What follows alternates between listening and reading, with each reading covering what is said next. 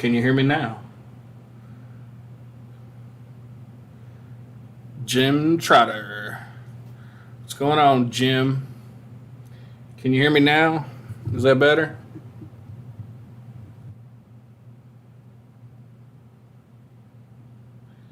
Looks like it might be kind of loud. Let me turn it down a little bit. So let me know. Perfect, Jim. Great. All right. Let me pull it up here. All right. Beautiful. Pull it up here. All right. Beautiful, Jim. How you doing, buddy? I haven't been on YouTube in a while. And there's a lot of reasons why. I've got a lot going on. A lot going on right now. I posted a video. As you can see, I'm in a new space, new YouTube space. I've got an amazing internet connection here, a lot better than my apartment. Buzz, what's going on, Buzz? It's going. So yeah, I'm in a new space. Let me turn my lights on here. Hopefully it doesn't drown out the brightness. Yeah, it's a little overexposed now, but I got a new YouTube space. Turn that back off and get the low lighting. Good to see you guys too. Good to see you too, Jim. But I got a new YouTube space. My garage on the other side of that wall, as you guys saw in my other video. I still can't go into detail about why I'm not hot dogging, why I can't do hot dogging right now. But it's in the works. And that's kind of what I wanted to talk about today, getting permits. So obviously I bought a big dog cart. And when I bought that big dog cart, no, Buzz, I never did set up at that Steak and Shake. Kind of goes into why I can't hot dog right now. But so I bought a big dog cart. As you know, my cart that I was using in front of the Wild Beaver was a leased cart. To kind of explain how that is set up here in Indianapolis, in order to set up a food cart on the city street in downtown Indianapolis, you have to have so you have to be assigned whatever area you want to set up. So the city has the downtown area kind of cut off into zones. You picture like a county map, a map of counties inside of a state. You know, everything's kind of zoned off, mapped out. Specific areas or specific counties. That's kind of how the city divvied up our downtown area for mobile food vendors. You have a specific area from this street to that street to this street to that street, and you have to apply for a specific zone, or you have to apply to get into what they call a lottery, where they do a drawing for every zone, and whatever company, whoever's name they pull out of that hat for that zone gets that zone. So I was leasing a cart because obviously I wanted that specific location in front of the Wild Beaver. The company that was issued that zone in 2019 when I started, that company agreed to lease me a cart so I could work under their permit, so I wouldn't have to go buy a cart and get my own permits and then have to pay them for the zone. They just agreed to lease me their cart, so I could work in front of the Wild Beaver. And it worked out great. I can't tell you how amazing those people were. I learned so much from them. They've been in hot dogging for years. They had multiple carts. They had they had a 2.5 car garage that they converted into a commissary. Literally, it was amazing. So this is what they did for a living, and without going into too much detail because I can't, that opportunity no longer exists for me. I can't lease their cart off of them anymore. Not to work the wild beaver, anyway. They still have their hot dog cart business. They decided that they're going to put more focus in on, I guess, opening up a brick and mortar restaurant. So they still have their business. They still have that zone, to the best of my knowledge, but they're moving away from the hot dog carts. So that opportunity is not available for me right now. So needless to say, I can't hot dog.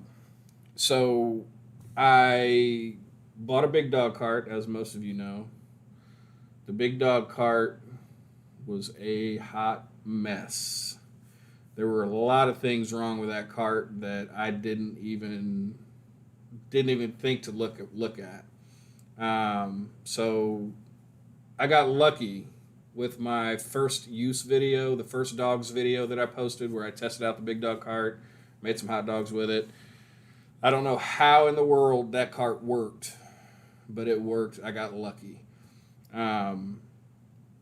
Obviously, the hot water heater froze. The pipes inside the hot water heater froze. It wasn't like that when I bought it. That happened because I was storing it in a carport at my apartment, where, if you know the difference between a carport and a garage is fully enclosed, protected from the elements. A carport is just basically a roof. So it wasn't necessarily protected from freezing temperatures or anything like that. What happened was water got up into the water heater and the water pump, as I found out recently.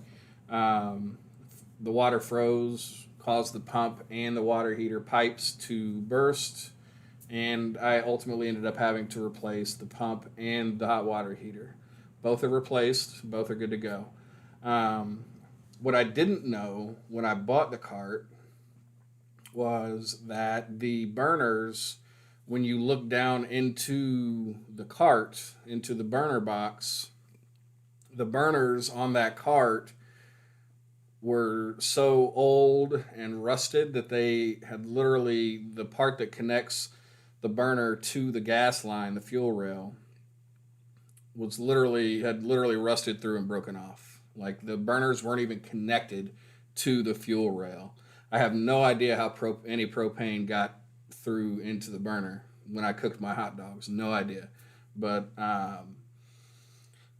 the burners were old and junk. The fuel rail was junk. And it actually looked like, once I got down in and started actually looking at the fuel rail. So when I say fuel rail, there's a gas line, a flex line that comes from the propane tank in the front of the cart that runs up to, or the back of the cart runs up to the front of the cart. And that flex line plugs into, and I'll probably do a whole video about all of this separately, but that flex line plugs into a hard, like a copper pipe, copper or brass pipe. I don't know exactly what it's made of, but that flex gas line connects into a hard pipe that runs across the entire front, and that's where your knobs are. When you look at the outside of the cart, the knobs that you turn to adjust the flame, those knobs are connected to a fuel line inside the burner box, and that fuel line is connected to your burners.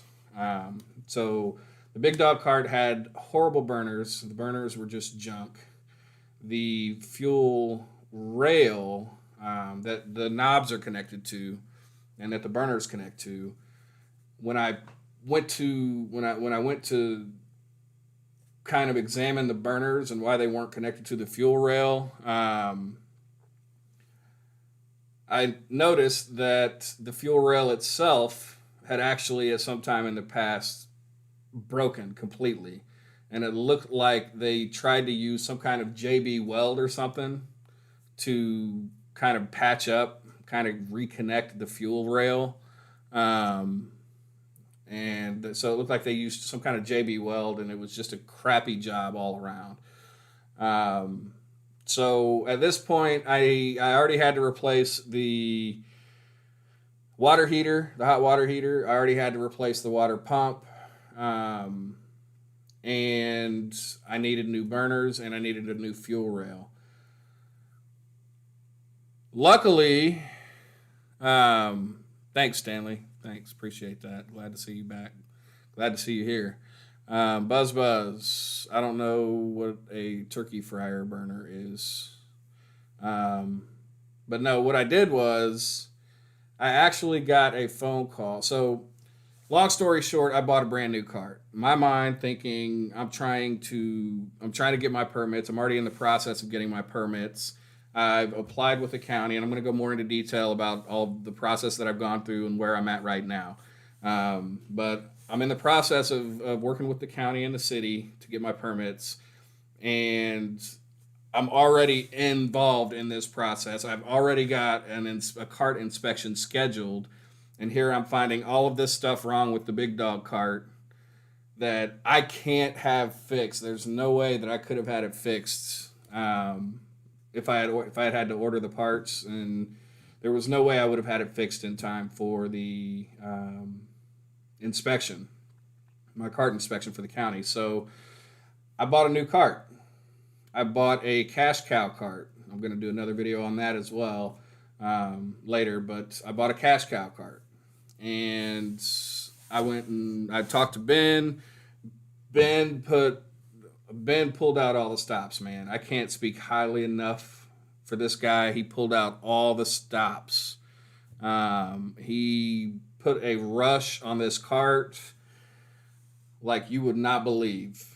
I went down and picked it up because when you purchase a cart from Ben, a lot of that time frame that you're waiting to receive it is delivery time.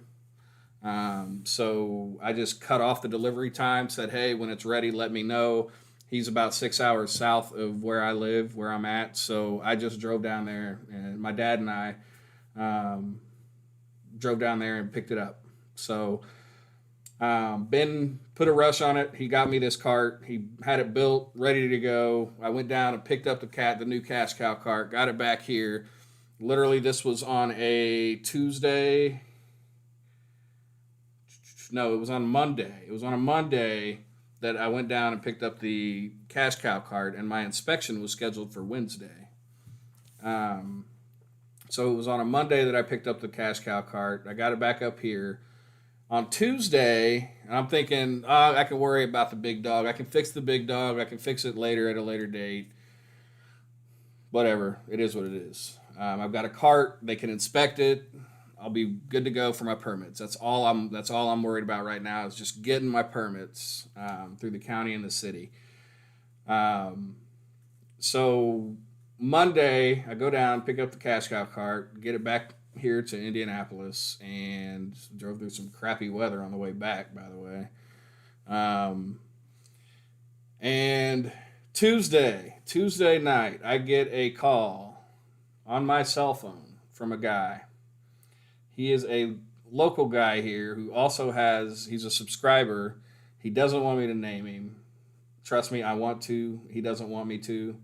I want to throw this guy out. This guy is a lifesaver. I get a phone call from this guy, and he said he has my phone number because he wanted to meet up and hang out. So he sent me an email. He's a local guy. He's also a hot dogger.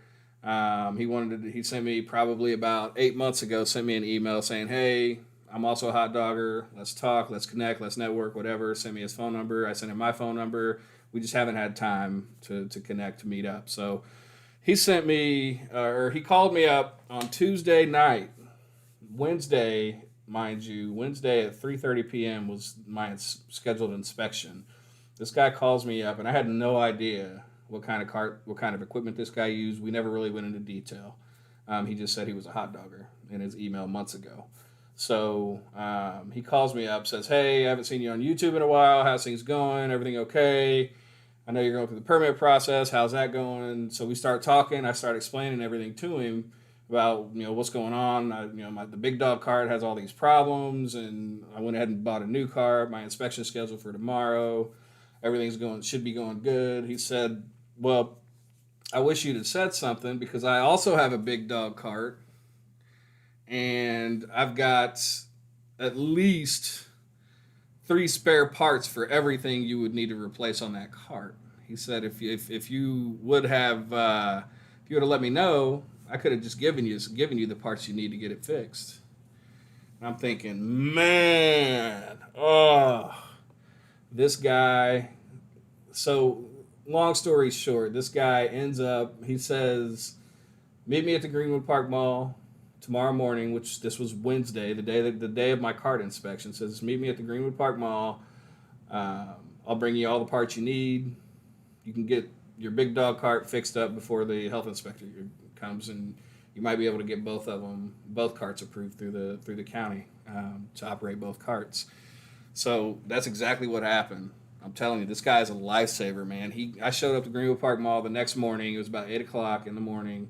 I met him there. He throws me all these parts. I said, hey, how much you want for it? How much did it cost? Let me pay you. Let me, whatever the case may be. He said, don't even worry about it.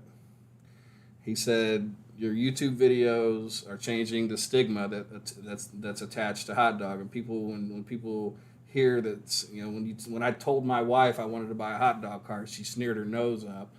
And it's just this business has a stigma attached to it, and your YouTube videos are changing that. He said, I'm just glad that I can help you keep doing what you're doing. You're changing the way people look at this business.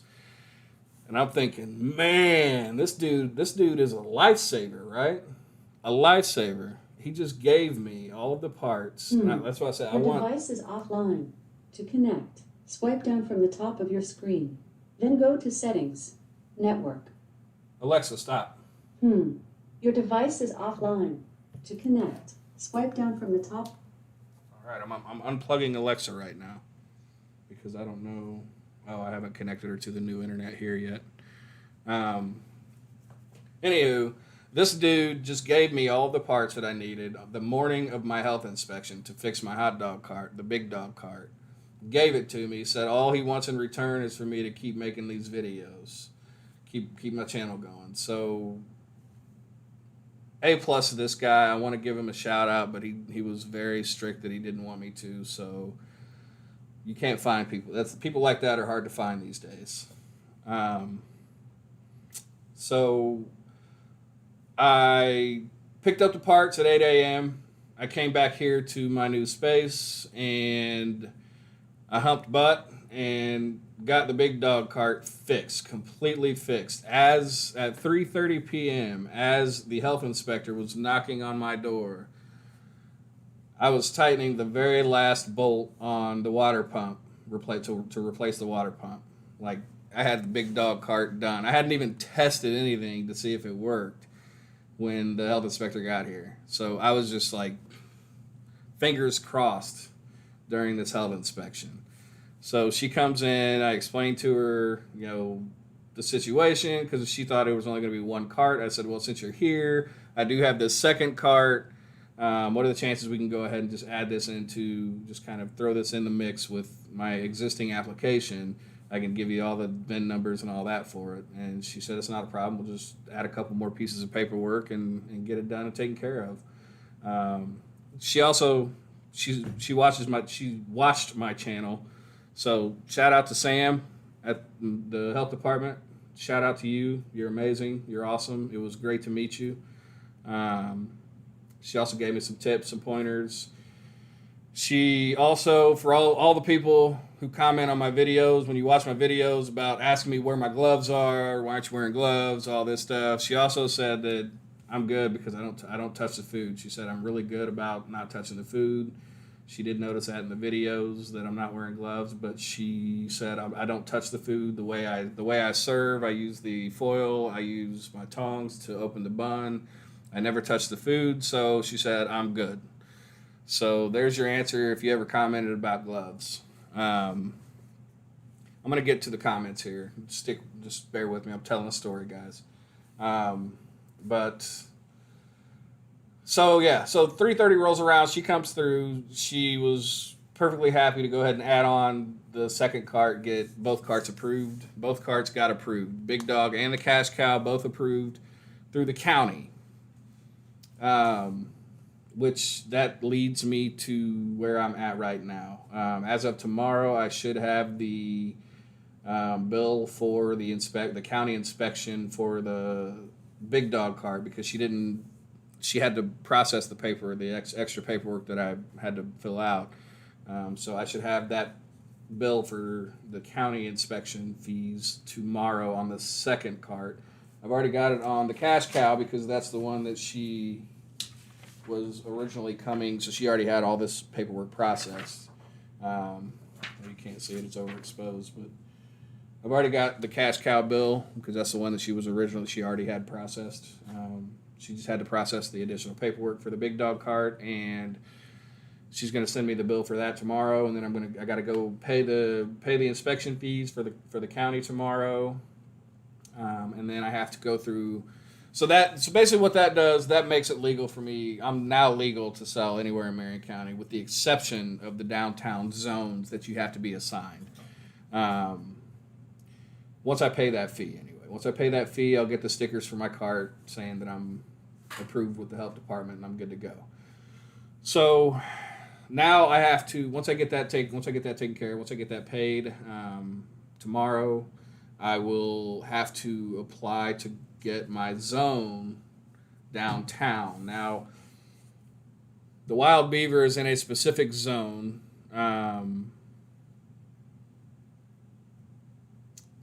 The wild beaver is in a specific zone that I want. The city is fully aware that I am going for that zone. And the people that I leased the hot dog cart off of before, they have the zone to my best knowledge. But I'm working with the city to get that zone transferred from them into over to me. The people already know, the people that I leased the cart off of, they already know that they're not going to do anything with that zone. They already know that they've been working with me to help me get that zone. They know about my YouTube channel. They know what I do. They know why I want that zone. So they're working with me, and I can't speak highly enough of those people the people that I was leasing the cart off of. Just all around great people. But they're working with me to kind of help me transition that zone from them over to me. Basically, in order to do that, I have to fill out another application and go through another inspection with the city. So this was all for the county that I just did, and now in order to get assigned a zone to work downtown, I have to go through another inspection with the city. So that's where I'm at right now. Once I get the inspection with the city, I'll be good to go as far as working the beaver again. Once I get that inspection, I can take over that zone. That zone will be mine. I won't have to pay anybody to lease a cart. I won't have to pay any. It's going to be nice. I can't wait. I'm so stoked. But that's kind of where I'm at right now. I'm going through the process of getting the permits. I want to do it legally. I don't want to go out there and set up in front of the beaver. Number one, it's like 0 degrees right now, so I wouldn't be out there anyway right now. This weather is crazy here. And I think we're actually expecting like 10 inches of snow or something tonight. But I wouldn't be out there right now anyway. Let's be honest. But I want to do it legally. I want to take over this place. I want to take over the zone. That downtown zone legally. In order to do that, it's going to take a little bit of time. This is why I really appreciate you guys being patient with me. Not posting any videos. I'm just trying to hustle to get everything in line. The county put a rush on my inspection. Normally they say it's a 30-day process. I just submitted my application like a week and a half ago, and she already did my inspection. Like, she put a rush on it. The county put a rush on it. The city, I've already been in contact with the licensing manager for the city. The city is also aware that I'm kind of in a rush. I'm trying to make this happen ASAP. Charles with the city, if you're watching, shout out to you. He's being extremely patient, waiting on me to get my permits from the county.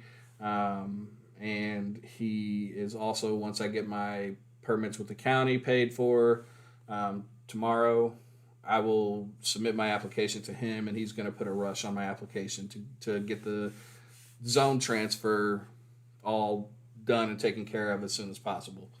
So, I can't speak highly enough of everybody I've been communicating with to make this happen. It's just I'm trying to put a rush on it. Everybody that I've talked to, especially Ben, I can't. Ben, if you're watching this, Ben Wilson, Hot Dog Cart Store YouTube channel. Jeez, man, you pulled it off, dude. Pulled it off. I can't crazy, crazy how fast he had that cart ready for me. Crazy, like almost no time. And when I got there, it's not like they weren't busy. Like they had at least 10 other carts there that they're working on building. And even more just sitting on pallets, right? Waiting to get shipped out. Like they were definitely swamped. I could tell that they were busy. So the fact that he was able to get my cart, my cash cow cart, done, built, out of the way as fast as they did, man, like they pulled out all the stops. So just my testimony with Ben's Carts, with Hot Dog Cart Store, amazing, amazing, absolutely amazing. So that's where I'm at, getting the permits. I went through the inspection. How do you find out? So I had no idea what I was doing. I didn't know who to contact to get permits. I didn't know where to start when I went to get my permits. Basically, what I did was we have what's called Division of Business and Neighborhood Services, something like that here. If you have like a city county building, city hall, town hall, whatever, just call them. That's what I did. I called up our Business and Neighborhood Services division. They told me everything that I needed to do. And it was all online. So the application for the county was online. The application for the city is online. To get my zones through the city, it's all online. So I just printed off the applications for the county, filled it out. I actually emailed it to back to the county, the health department, and she reached out to me, and I kind of explained the situation that I needed to. It was a time sensitive situation, and she Sam, you rock. She rocked it out, knocked it out of the park. So that's all. That's all it took. Obviously you're going to do your research. You got to know what you have to have on the cart. You got to have stearamine tablets. You got to have bleach. You got to have cleaner. You got to have hot water here, apparently. Which is weird because the cart that I was leasing didn't have hot water, but when she came to inspect, I had to have hot water. So good thing both of my carts have hot water heaters. But that is that's all it took, man. I mean, obviously you want to do your research. You can a lot of the stuff you can find on your county, your city website. A lot of this information you can find like exactly what they expect. I knew I got on the health department website. I knew they expected 4 sinks. I didn't know they expected the water heater, but I knew they expected 4 sinks. I knew they expected obviously working burners, your burners had to get to a certain temperature, be able to get to a certain temperature. All of this information can be found on your city or county health department website. But once you kind of do your research, you learn what you need to have on your cart for your area. It's pretty simple. Just fill out the application, send it into your health department, and they'll schedule an inspection, come out and inspect your cart, and you'll be good to go. You pay your fee or whatever, and you'll be good to go. Like I said, for me, I have the added step because I want to take over that zone in front of the wild beaver. And so I have the added step of having to go through the city in order to apply for that specific zone and get in the lottery for zones. But if you're just going to set up at a Dollar General or you're going to set up on private property or you're just going to do catering, your health department should be really all you need. Just get a business license, a retail merchant certificate, which again you can do that online through your city, and get your health department inspection, and you're good to go. It's a lot. It seems intimidating. Like when I first started, I was kind of intimidated. I didn't really know where I was going, what I was doing, so it was intimidating at first. But now that I've actually gone through it, it's not bad at all. It's just fill out some applications. You got to have a commissary. You just fill out the application for the county, and you're good to go. So that's kind of where I'm at now. I got this space, obviously, because I needed storage. I got 2 hot dog carts now, and living in an apartment just wasn't cutting it for me. So I went ahead and got this space. This is where I'm going to keep the hot dog carts. And I'm going to do a video about, Jim, you just posted that, and I just happened to see it. ServSafe. ServSafe. If you can get ServSafe certification, a lot of counties, a lot of cities require it. I actually have ServSafe certification because I used to be a bartender, and I kind of still work in the bar scene, so I've just always had ServSafe certification. I don't know if it's required with our county or here in my area, but I know a lot of major metropolitan areas do require ServSafe. And even if it doesn't require it, I highly suggest it because, it's knowledge. Knowledge is key in everything you do. But I don't know where I was. I don't know what I was saying before I saw that. But that's just kind of where I'm at. So Uber Eats. I'm also, and this is phenomenal news. You guys don't know yet. I also signed up for Uber Eats, not only for the location at the Wild Beaver, but now that I have a second cart, I can serve hot dogs out of my garage because I'm certified through the county. I have a business license. I'm technically a restaurant. So I actually signed up for both locations. I'm going to have 2 restaurant listings with Uber Eats. The listings are already there, and actually I'm here tonight so I can design my menus and get my menus ready to go. And hopefully next week I'll be starting, this week. Actually, it's Sunday, so hopefully this week I'm going to start slinging dogs out of my garage here with Uber Eats, selling for delivery only. So I'm going to see how that goes. I might sign up for the other ones like Grubhub and some of the, DoorDash I think we have here. I might sign up for some of those too if Uber Eats goes well. So just something else to think about. I know some of you are hot doggers. And as I was talking to the Uber Eats guy, the Uber Eats representative, he actually kind of was excited about working with me because it's not working with mobile food vendors isn't something that they do a lot of. Obviously, they work with a lot of restaurants, a lot of fast food places, but working with mobile food vendors, isn't something they do a lot of because in Uber Eats you have to have a defined location for the driver to know where they're going to go pick up your food.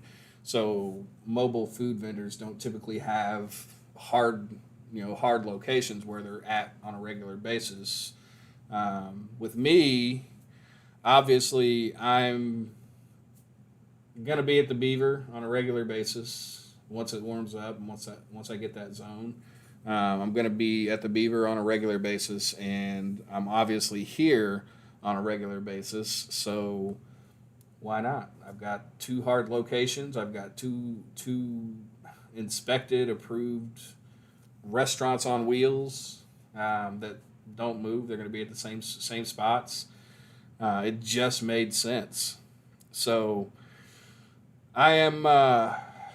That's where I'm at. That's kind of like I said. I've got so much stuff going on right now. I'm sorry I'm not making hot dogging videos. As soon as I get these permits and get that zone for the Beaver, I might do some videos this week on the Uber Eats thing. I obviously I have to pay my fees tomorrow to the county for my health inspection stickers. But once I get those health inspection stickers, slap them on the carts, I'm going to get my Uber Eats thing going here, and so I can at least work out of here, start slinging dogs out of this spot. Um, so um, I might do a video once. In fact, I think I'm pretty almost certain that I'm going to do a video when I start doing, kind of give you guys a walkthrough of my Uber Eats and how that's going to go. Also, I see your guys' questions. I see the comments. I'll get to them. You got some very good questions in here. I'm going to get to them. I'm just trying to give you guys. It's been a while, so like I said, there's a lot going on. I'm making a lot of changes, and I want to kind of touch on what's going on with it. So, my wild beaver bar videos are about to get a whole lot more fun. Some of you may or may not know what this is. There we go. This is, a 360 camera. 360 degrees, my friends. So when I get back to slinging at the bar, the biggest thing that I notice that I don't like about my videos is that you guys can't really see what's going on out past the cart. And that's where all the fun happens, right? That's where all the entertainment is, most of it anyway. So I bought this 360 camera, and I'm going to start using that. So that'll give you guys a full view of everything that's going on around the cart. If something happens in front of the cart, like in one of my videos, there was a screeching car accident almost that me and the customer that I was talking to just kind of looked at, and you guys couldn't see it. You heard the screeching tires, but all you could see was me and him looking up and looking at what was going on. You couldn't see what exactly was going on. So I'm kind of hoping this 360 camera, if it works out, that'll change that. I'll be able to give you guys a full 360 degree view of everything that's going on with me and around the cart. So I'm gonna try to do a couple of test videos with that here at this spot. Just kind of see how it works. So be on the lookout for those. But the 360 camera, I'm changing up how I'm going to do the videos with the Beaver, with the 360 camera. And I'm also considering, just to make it a little more entertaining, I'm also considering doing kind of like a game show type of thing, giving out a free hot dog for, you got it, Jim. Stepping up to be a serious vlogger. I'm trying, man.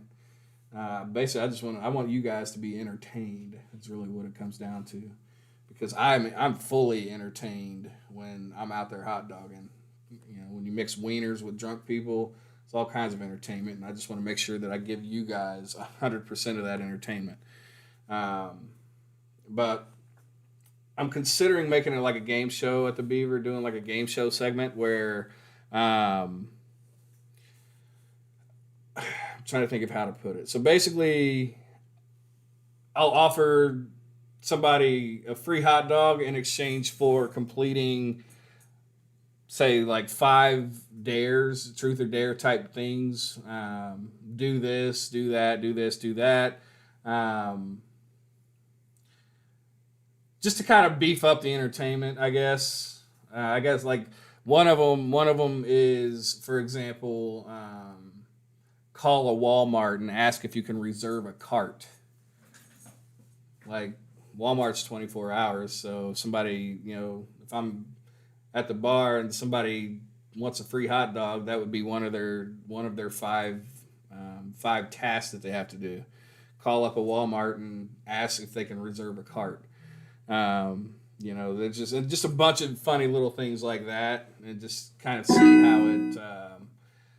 see how it goes. Yeah, exactly, like a live game show type of deal. And for the fifth task, I'm trying to work it out where you guys can pick what they have to do.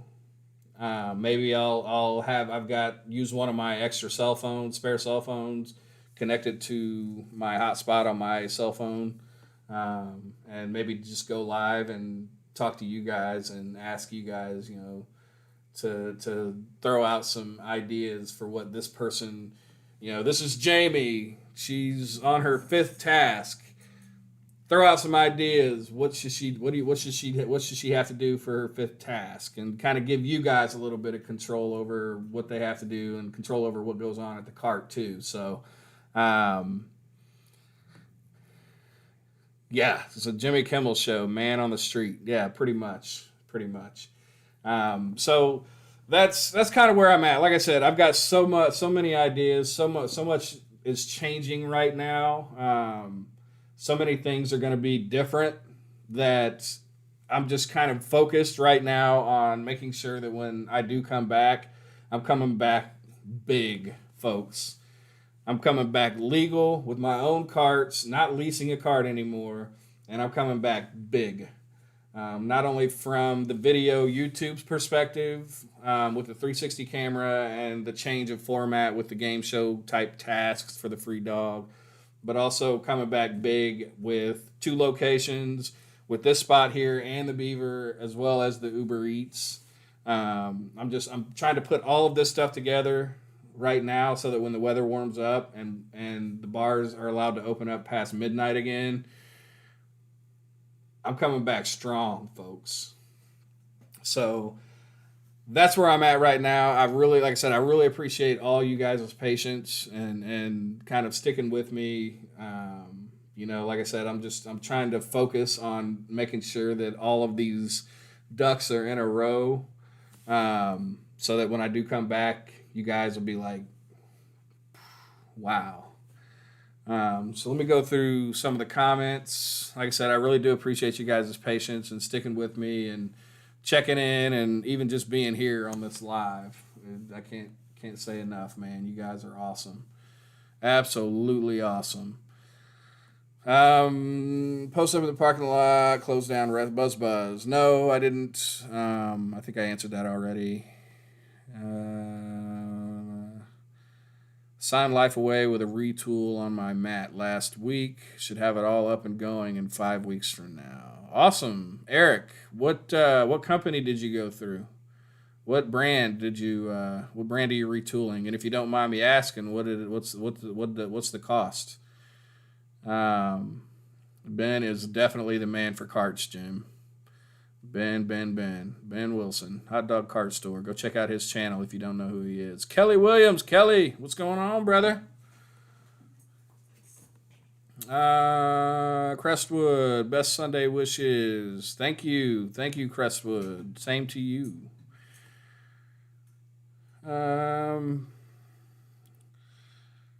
James, didn't miss the cliffhanger from your last video. No, not really. I mean, yes, kind of. I don't think you missed it.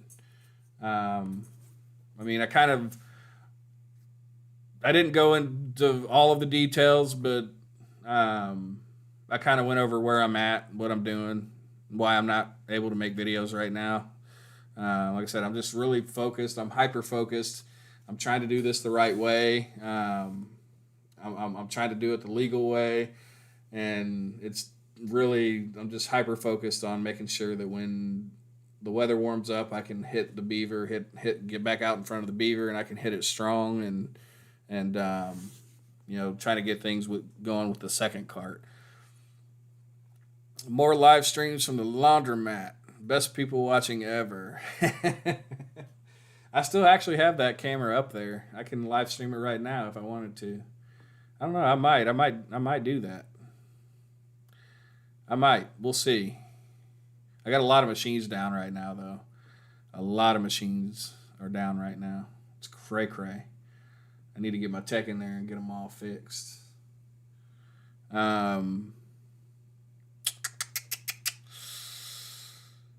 Stanley, he was informed. It's great to hear you doing good. Can't wait to see more. Appreciate it, Stanley. I'm trying to keep you guys informed. Like I said, there's a lot of things I can't really talk about just yet. But as soon as I get approved through the city, I'll be 100% in. Hopefully by the end of this week, I'll be approved with the city, and I'll be able to just let you guys know exactly what it is that I can't say and why. Getting things up and running. Papa's Catering Street Food. Congratulations. It's great to hear that you're getting things up and running. Best wishes. Appreciate that. I really do. I really do. Charles Smith. That is a very good question. How do you plan on running 2 carts at one time, and where will you locate the second cart? So, very good question. Haven't quite figured that out yet. So, what I'm thinking of doing, I'm thinking about leasing, because so to me, leasing that cart off of the people that I was leasing the cart off of was a humongous step for me, and it was so easy to do. Like if you watch my I turn $200 into $1,000 every week video. That's like one of my most popular videos at like 21,000 views right now, and growing daily. It was so easy for me to do. Like it was a life-changing opportunity for me, because prior to leasing that cart, I never ever would have never would have even considered selling hot dogs ever. So I'm kind of gifted in the opportunities that I have right now. I'm kind of gifted, and I want to be able to. I kind of want to give back. Like I kind of want to share this opportunity with others, give others the same opportunity that I had. So I'm thinking I might lease either this location. So I'm going to have one cart here. I think one part of your question was where are you going to locate the second cart. I'm going to have one cart operating here out of the garage with Uber Eats, and then I'm going to have the other cart operating at the Wild Beaver, or another location that I'm looking at that's actually inside that same zone that the Beaver is in. It's a very popular location. It's right. If you know the circle, if you know Indianapolis, pull up a map of Indianapolis. There's the center of our city is called the Circle, Monument Circle, and it's like the center of downtown Indianapolis. That's where all the skyscrapers are, and that's where all of our city functions are usually held. Like it's in the middle of everything. So that zone actually is part of the circle, or the circle is actually part of the zone that I'm going to get with the Wild Beaver, because it's only like maybe 2 blocks away. So what I may do is lease the downtown zone, lease a second cart and the downtown zone to somebody who might want to try to get into it, but just don't have $5,000, $6,000 to buy a cart, get their permits, and do all this other stuff. So I may try to do that. That way I'll be able to make money here out of this cart and off of Uber Eats, and then I will also be able to make money off of leasing the second cart or the downtown location, or vice versa. I may just lease this location and work the downtown cart. So, I haven't quite figured that out yet. I've got a lot going on, a lot going through my mind right now. I'm just kind of taking it as it comes and one step at a time. But ultimately, that is the goal. I want to acquire more carts. Ideally, what I would like to do is have 10 carts, 10 locations, lease out 9 of them, work 1 of them, make money. That's really what the game is all about for me. So it's kind of what I'm trying to do. I hope that answered your question. Charles Smith. I lost your comment there. Charles Smith. I hope I answered your question. I don't know exactly how I'm going to do it, but I kind of have a general plan. I just don't know if I'm going to do an employee, which is going to be hard to do because cash business, let's be honest, or if I'm just going to lease the card out. I'm not sure. Live game show, like we're there. Yes, 360. I'm excited about this 360 camera stuff, man. The only thing is the app and like the editing is a lot different. the editing on a 360 camera, like I've played around with it, and it's a lot different. It's really cool, but it's a lot different. So I'm gonna have to play around with it some more and get used to it. Kind of used to what works and what looks good, I guess, for my brand, for what I'm doing. But yeah, the 360 camera is that's gonna be next level for these hot dogging videos. I'm really excited about that. Dan's hot dogs and Dan's coin laundry. Yeah, yeah. I don't know. Honestly, man, I'm actually thinking about selling the laundromat. I know, big revelation. If you're watching right now, you're first to know. I'm considering selling the laundromat. Not because it's a bad business to be in. I absolutely love the business. It's cake for me. I'm there once a week to cash out, and that's it. Like that's it. I mean, it's simple. It's simple and it's profitable. But I really want to focus on this hot dogging thing. Like I see more of a long term.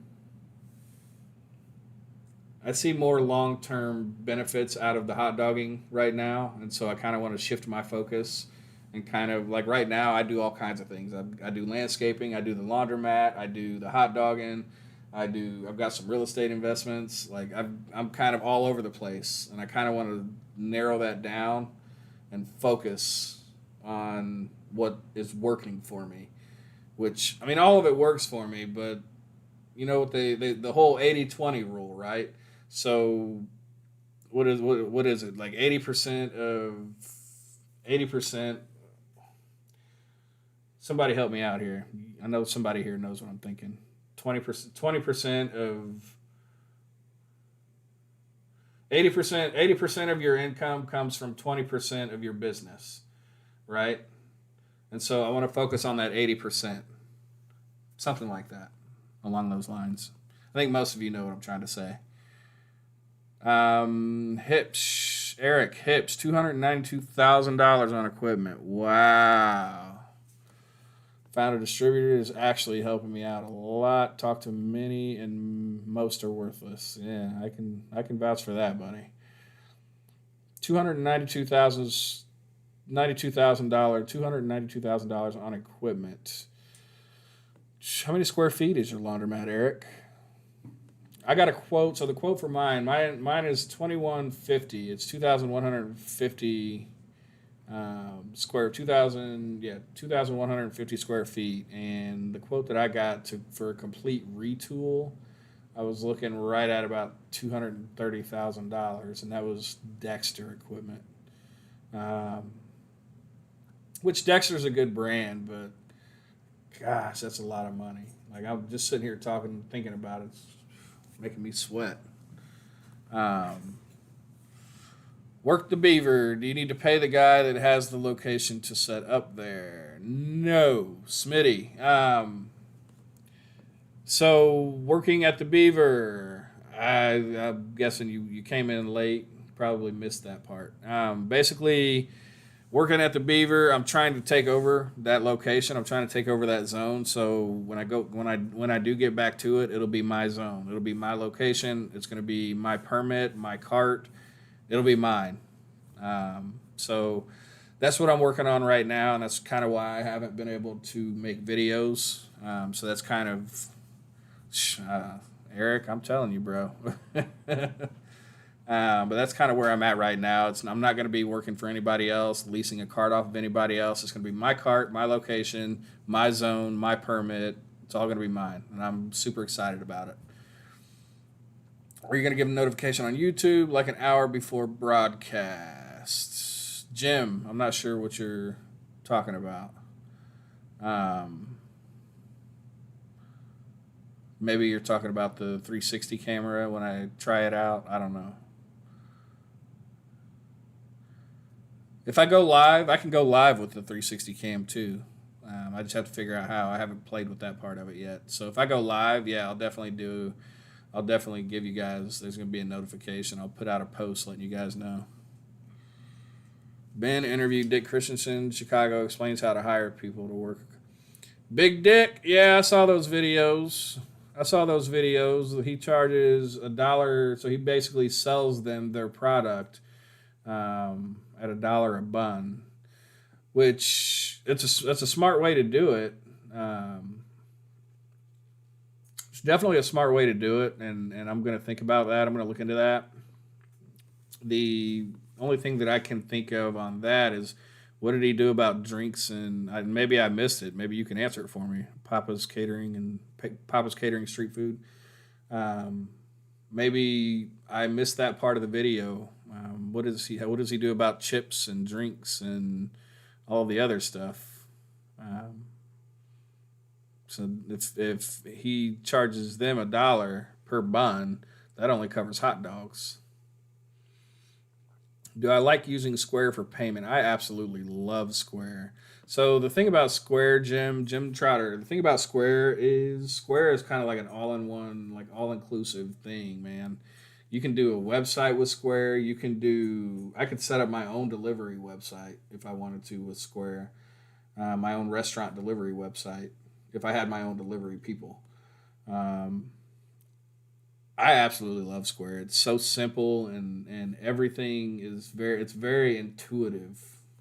It's cheap, inexpensive. Um, I've got no complaints with Square. I absolutely love Square. And a lot of people say so. A lot of hot doggers that I talk to, excuse me, Pepsi. A lot of the hot doggers that I talk to say that they would rather just stay cash. The thing that I've noticed, if I were only cash, I would lose money. A lot of the people that I sell to don't care. People just don't carry cash anymore like that.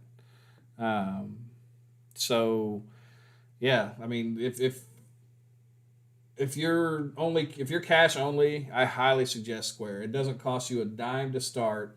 Just set up an account. They ship you a reader that you plug into your cell phone.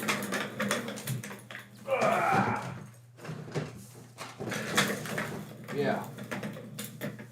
They ship you one of these little Square readers. You just plug it into the headphone jack of your cell phone. They ship it to you for free. So you can swipe cards through this reader in the Square app, and it's so simple. It's free to do, costs you nothing to get started. The only thing is, I mean, yeah, they charge you like a fee. It's like, what is it? I think it's 3% now. 3% plus 10 cents per transaction. Like nothing, minuscule. If you're doing, an extra $400 or $500 in sales via credit card, 3% is nothing. It's stupid. It's stupid not to take credit cards. And Square isn't the only one. So I use Square, and I absolutely love Square. But I think PayPal actually has one now. I think what is it? Intuit. If you use TurboTax to do your taxes, Intuit has GoPayment, where actually your payments, all of your credit card stuff, automatically if you use TurboTax for your taxes and you use um, any of the other Intuit products, they all integrate. So if you swipe cards, if you use their payment system to swipe cards, GoPayment, it automatically, all of that information automatically gets inserted into your tracking, your income, your revenue tracking, automatically gets inserted into your taxes. Like it's all automatically done for you if you use all Intuit products. It's a beautiful thing. I use TurboTax for my taxes, but I don't do um, GoPayment. I was spoiled. It's kind of like if you started out using iPhone, you're going to be an iPhone person. If you started out using Android, you're going to be an Android person. I started out with my limousine company back in like 2008. I was using Square for credit card payments for them, so I always just stuck with Square. And that's the only reason I haven't switched to Go Payment, just because I'm comfortable with Square. I know how it works. Don't you make way more money with the laundromat? I can't imagine you make that much money selling hot dogs. Patrick, brother, the laundromat is just a side gig, man. The laundromat is just a side gig compared to the hot dogging. Hot dogging is what pays my bills, brother. Hot dogging pays my bills and then some. That brand new truck I bought in 2019 came from my hot dogging income. Brand new 2019 Nissan Frontier Midnight Edition. That's hot dogging income, brother. That's not laundromat money. If you lease, make them sign a do not compete clause. Yeah, that's a good idea, Smitty. That's a very good idea. I'm going to keep that in mind, actually. Drunk Guru. Hi, Glad S. You drunk Guru? 80% of income comes. That's what it is. 80% of income comes from 20% of your time. You got it, Eric. That's exactly what I was trying to get at. Been caught up watching the backlog of the live stream I missed. Glad you're back in good health and moving forward in business. Thank you very much. Appreciate that. How did you find your new garage YouTube space? So Craigslist. In fact, I haven't even been on Craigslist in so long, but I'll tell you what happened. My truck got broken into at my apartment. And I was keeping my hot dog cart, my big dog cart, in a carport, which was basically right next to my truck, my apartment. And my truck got broken into not once, but twice, actually, in the same week, just a couple weeks ago. And so I decided that I didn't want to live there anymore. I didn't want to have all of my stuff in an area where, and this is my third year living in that apartment consecutively, but this is my fifth year total living in that apartment. Like I've been there, and then I left, went somewhere else, and then I went back, and then I left and went somewhere else, and then I came back, and this is my third year consecutively. And when I first started living there, it was a great community. It was an amazing community. It's on the north side of Indianapolis, and if you know anything about Indianapolis, the north side is kind of like the ritzy area. The north side is kind of like the Beverly Hills of Indianapolis, I guess. But this community changed property managers. They fired the property manager last November. The parent company the property management company fired the property manager that was running our community last November. And ever since they fired her, it's just been a downward spiral. They don't have the patrols in the community anymore, police patrols. They don't have the camera system. The camera systems aren't working anymore. In fact, where my truck was parked, there was actually a camera on the opposite building across from mine looking at my truck. That's why I parked there. And when the police department went to try to pull footage, their cameras they don't even use those cameras anymore. It's really the property it's not necessarily the area, it's just that property. The property management is just going downhill. So I got on Craigslist. I decided I wanted to find a place where I could sleep, a place where I could live, a place where I could set up my YouTube thing, a place that had a garage to store all of my external crap that I have, my motorcycle, my landscape trailer, my hot dog carts. And the best thing that came up, I got on Craigslist. I didn't want to get back into another apartment scenario because that's jumping out of one fire and into another. And I knew that from a business perspective, I've got a lot of business stuff that I do. So a commercial space, um, for me, a commercial space just made more sense. A commercially zoned space just made a lot more sense. So I got on Craigslist because if you look on, if you Google places like this, if you try to find a place like this on Google, you're just going to run into apartments or you're going to run into office buildings downtown, which none of that really serves my purpose. Or you're going to find warehouses, which again doesn't necessarily serve my purpose. So I got on Craigslist, and lo and behold, I found this place, and it's serves me great. I mean, I love it here. I still haven't got all my stuff moved. I honestly would. I haven't moved anything since I moved this desk and stuff here.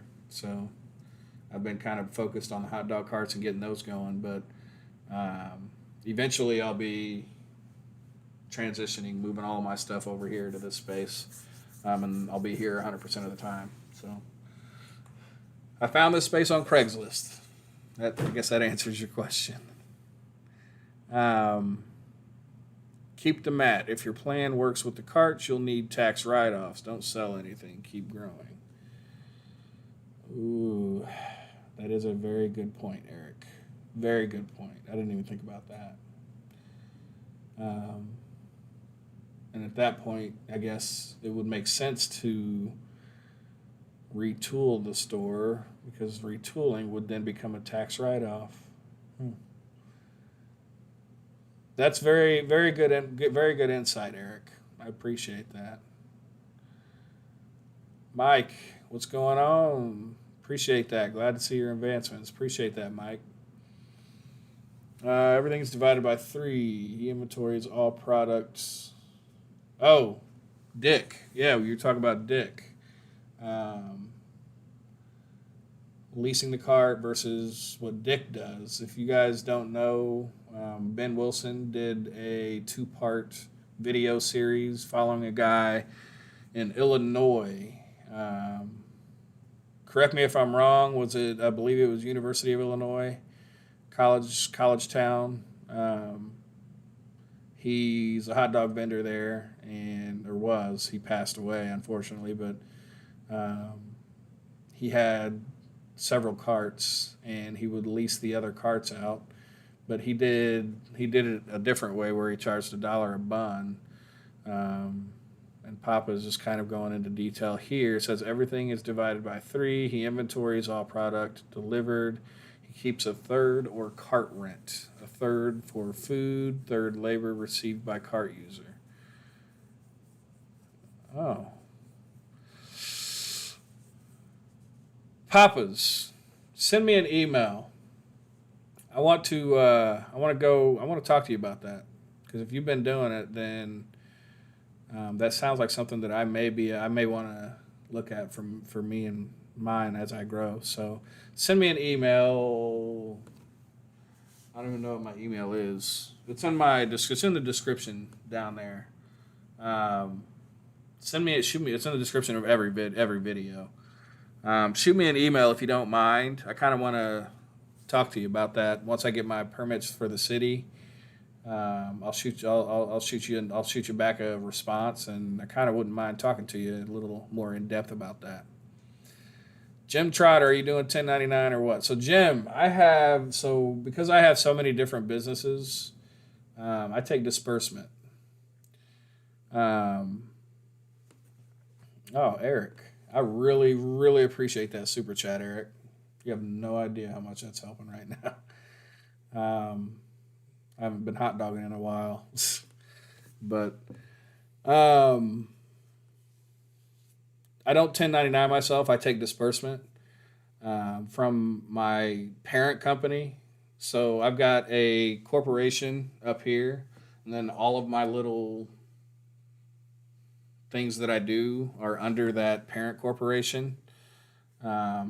All of that money from all of my real estate, the hot dogging, the laundromat, all of that money gets funneled up to my parent corporation, and I take a disbursement from my parent corporation. So that's kind of how I have it set up. I remember back when you would drive the limo to work at Amazon. Kelly. Oh boy, Kelly. Yeah, Kelly, for those of you who don't know, Kelly's local here. He and I used to work together at the Amazon factory in Plainfield, Indiana. Um, I hated that job with a passion, but the people there were awesome. But yeah, so back when I had my limousine company, um, I also worked there at the Amazon factory, and um, I would drive the limo to work a couple times if I had to run. If I had to do a run or something in the limo and then go to work at Amazon, I would just drive the limo to the Amazon to Amazon. Good old days, Kelly. What am I doing about the commissary? Reed Barber. What am I doing about the commissary? I actually have. So I've got a friend who owns a couple of restaurants here in Indianapolis. Originally, he signed on for me. He signed my commissary thing for me, but the timing didn't work because I'm actually working on because this whole process has been it's being rushed. I'm trying to get it done, get through the permits and the inspections. I'm trying to get all that done like now. So his timing for being available for inspections and all of that just it wasn't. He's got two restaurants. He's a busy guy, and I don't fault him for that. He's a great guy. You know, he was willing to help me out and everything. But ultimately, what I ended up doing, just because I was on a time crunch, I ended up paying for what they call. I don't know if it's necessarily considered a ghost kitchen or a virtual kitchen. Um, it's just a kitchen. It's called Indy's Kitchen. It's a commissary that's approved through the county and the city. That all of they serve as a commissary for mobile units, for food trucks, for food carts, or if you want to start baking cookies and selling them on Amazon, you can use there if because you can't work out of you can't legally register a business out of your kitchen, or a legal a food business out of your kitchen. You sign up with what one of these group. I guess it's a group kitchen where you pay them a monthly fee and they allow you use of their kitchen. It's basically how it works. So I paid them. What did it cost me? $300, $200 just to get them to sign the commissary paperwork, and then $100 a month. But yeah, that's what I had to do. Ended up doing for a commissary. And I can change that later down the line. Like once I get my permits, I'll be good. I can change that to my buddy's, my buddy's business when I'm not so pressed for time. If he's willing to let me do that still. But yeah, that's kind of where I'm at with that with the commissary. I just paid because it's quicker and easier. We are kicking off our concession trailer use in March with 8 events booked for this year, looking to get back into the vending business again. Yeah, Mike. So actually, we got a notice here. The city sent out a notice to all of the food vendors, mobile food vendors. We've got March Madness here in Indiana, in Indianapolis. March Madness, a college basketball or football tournament, whatever it is in March. I think it's basketball in March. Could be wrong. But we've got March Madness here. We host it every year, and it's usually very, very huge. It's a huge event for our city. I'm talking like hundreds and hundreds and hundreds of thousands of people used to come here. This year, obviously, last year, the weekend that was supposed to be the biggest weekend for March Madness, that's when they canceled. That's when they canceled everything because of the virus last year. That weekend, like all of the bars, all of the restaurants had signs up, "Welcome to Indianapolis, March Madness, welcome, welcome." Everybody was ready to go, and like that weekend, they shut down March Madness. Oh, God, that sucked.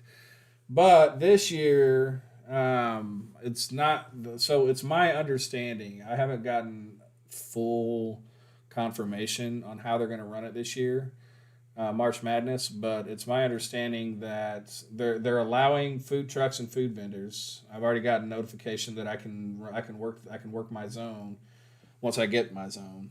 I can work my zone for March Madness, and they are still having it here. Yeah, basketball. Crestwood Rocks. I don't follow sports, if you can't tell. Um, but they're still having it here. They're still having it.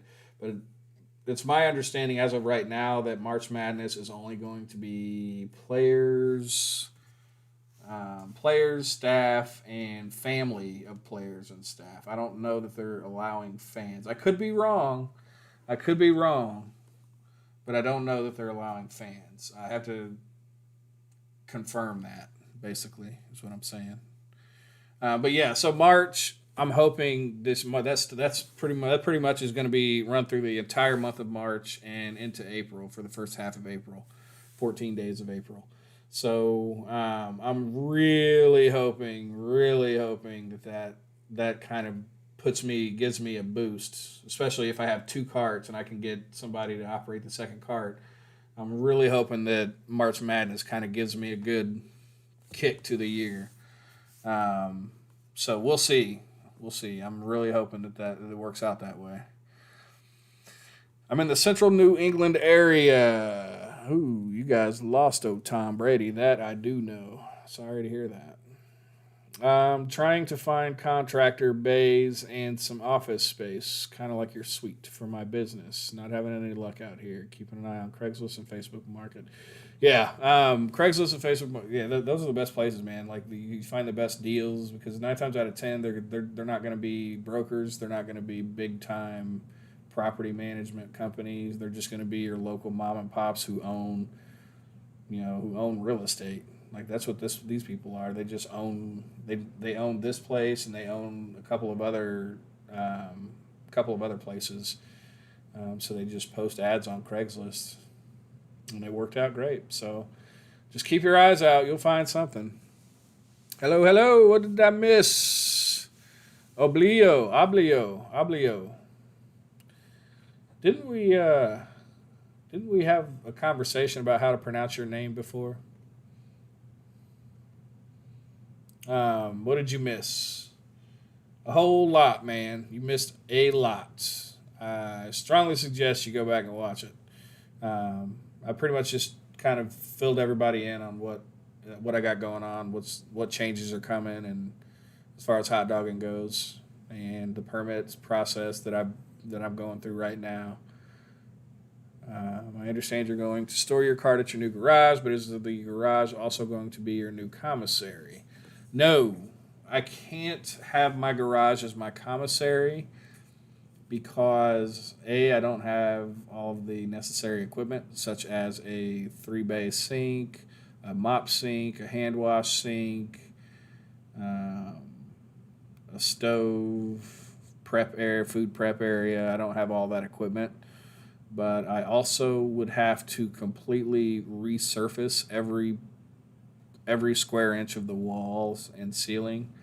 I would have to completely seal it and fireproof it, which, I mean, I signed a 5-year lease here, so it wouldn't necessarily be a bad investment for me to do. I mean, it would probably cost me $20,000-$30,000, maybe at the most. But it's just it's not in the books for right now. From a financial perspective,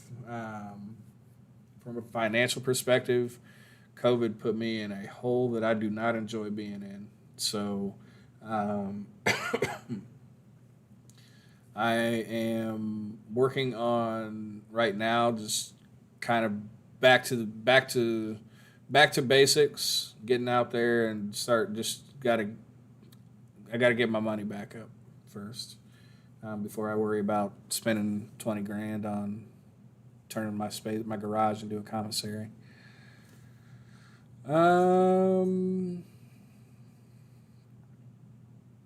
How close is your garage to your vending location?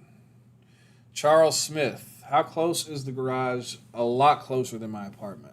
It's amazing. It's like 10 minutes, like a 10-minute drive. So, like, you got downtown here, my garage here. It's super close. Super close to the Beaver.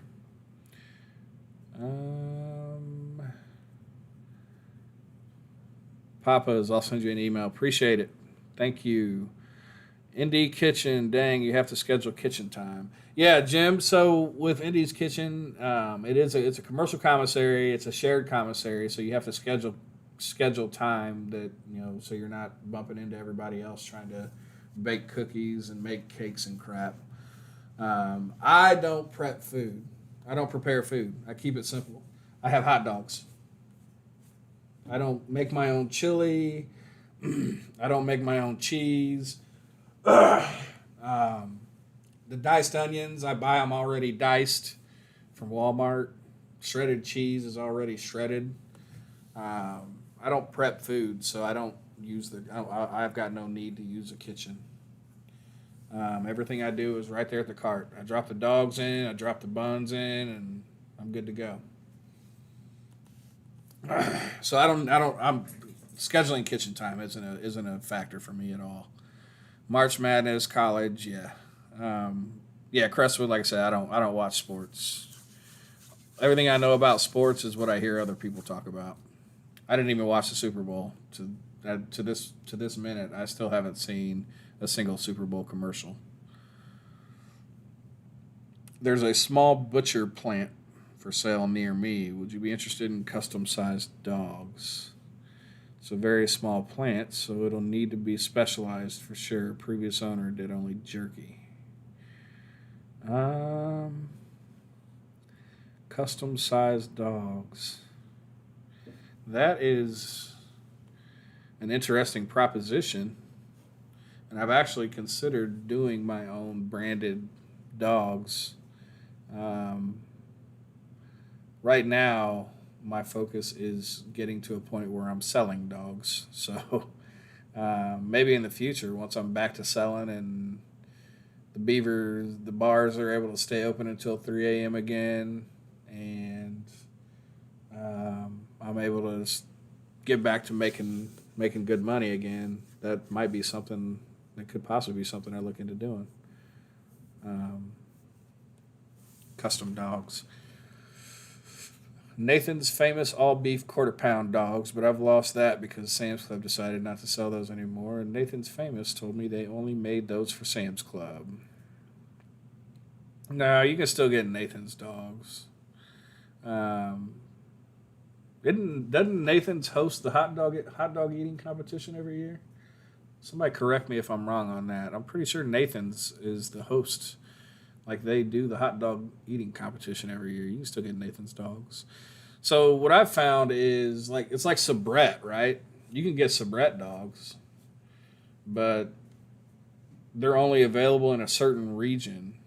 Like New York is huge with Sabrett. New York, huge. You go to every corner in New York is a Sabrett dog. It's insane. It's everywhere. Here, I can't get Sabrett. In Indianapolis, I can't get Sabrett. If somebody is selling Sabrett, it's extremely expensive because they charge you out the wazoo to ship it to you. I don't know why. Some brands are just regional. I think Vienna's the same way.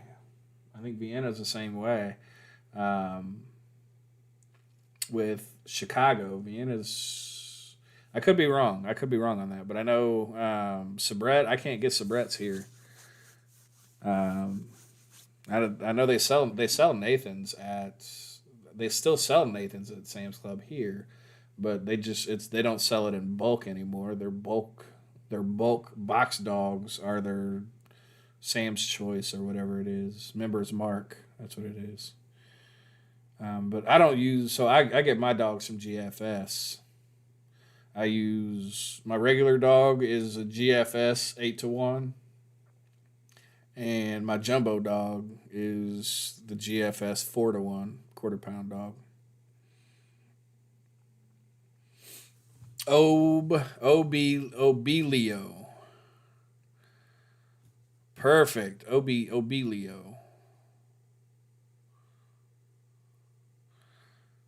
Obelio. Tell me if that's right. Obelio. I'm a Leo. Obelio. Crestwood Rock, same baseball in Omaha. Sam's has cut a few food vendors' products. Yeah, Sam's is doing it. They're doing it the right way, but they're doing it the wrong way. So I know a lot. I've talked to a lot of vendors that used to go to Sam's and they sold Nathan's. And I know a lot of vendors that are not happy about them switching to Members Mark, switching to their own brand. They just say they don't taste right. They don't taste the same. They don't taste the same. They don't have that same snap. Um, I don't know. I've had a Members Mark dog while I was shopping at Sam's once. I didn't find it too bad, but I used to be a correctional officer and I voluntarily ate the prison food for lunch, so just to save money. So I can't really say that my taste buds are very accurate or picky. Um, but I mean, I didn't think the Members Mark dog tastes too bad. But I don't think I've ever had a Nathan's dog though. So maybe I don't have anything to compare it to. Personally, I like my GFS dogs. The way I make it, the way I flavor my water, the flavor just best dog in Indianapolis. Um, Too far south to get Nathan's. Yeah, Rowdy. So you know what I'm talking about. Everything seems to be regional. Like a lot of these companies. What is it? Oh man, I gotta. So you guys might have seen in a couple of videos. There's a tall, bald guy. His name's Aaron. Um, he's like one of my best friends. He's my brother. Um, but he's usually at the bar with me when I'm there. But he's actually from New York, and Sabret is he raves about the Sabret dogs and the Sabret onions, the red onions. They're the sauce covered onions, whatever they are. Um, Sabret specifically has their own onions that they use to top their dogs, and he raves about it. And I can't find it anywhere for any kind of decent price. Like it's ridiculous. And I think Sabret is just a lot of these companies, a lot of these brands are just regional. Like North Carolina has the red dog, those red North Carolina, whatever it is, the hot dogs that are red. I've never seen those here in Indianapolis. Yeah, Mike, Sabret is everywhere in New York. It's crazy. Here, ballpark is in Indianapolis. I think ballpark is our tends to be our go-to, which I think that's probably why my cart is. That's why when people eat my dogs, like I think they're expecting to bite into a ballpark Frank, but they get a good flavored GFS thick dog, and I think that's why my dogs are so popular amongst the people at the bar. Um, all beef dog, but it's a good tasting dog at Sam's. It's a decent dog bun length. Yeah, all beef. Gotta have the all beef. Do you like Costco or GFS better? I've never shopped at Costco. Not for me, not for myself anyway. I've been with a friend of mine who has a Costco membership, but I don't think I've ever had. I've never really. We've only got like two Costco's here in Indianapolis, so I don't think I've ever really been. I've always been more of a Sam's Club kind of guy, and I never even went to GFS until I was looking for a better hot dog than what Sam's Club offered. GFS, for me anyway, GFS, the hot dog pricing on their bulk boxes of hot dogs, GFS just comes out cheaper than any of the dogs at Sam's. And I absolutely love the taste of the GFS dogs. So um, I never even went to GFS until I started hot dogging. And I'm definitely a fan of GFS. It's true, I've had complaints since having to sell Members Mark. Rowdy, switch it up, buddy. If you have a GFS in your area, man, go to GFS, get some GFS dogs.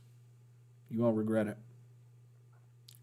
Sabret is everywhere in New York City. Charles Smith, hot links. What's a hot link? Is that a dog? Is that a hot dog? I don't know. I'm new to this business, Charles. Vienna beef is much cheaper in Cook County, Illinois than anywhere else. We can get them at 30 cents each. Almost everywhere else I hear pay over 66 cents each.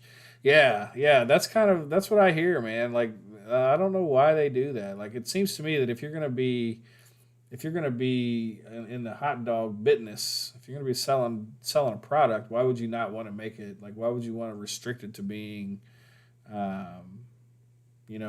regional? Like it makes no sense to me. Especially like I know a lot of people who have actually called Sabret to set up accounts with them, and Sabret told them like we don't sell to your area, and that makes no sense to me. I mean, I guess if they want to be known in a specific area, then I guess sure do that. But I don't know. Kind of makes me mad. I'd love to be able to sell Sabret. Thoughts on Hot Dog College in Chicago? Hot Dog College. I don't know what that is. Fill me in. What's Hot Dog College?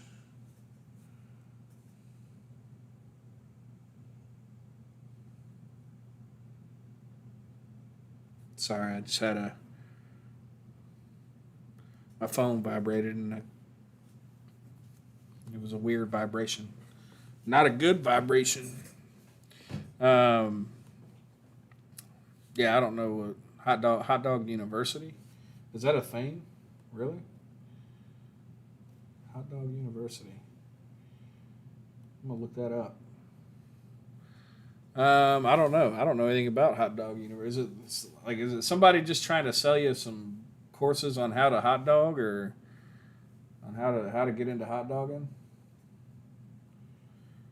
I don't know what that is. Ballpark we use sometimes. They're good.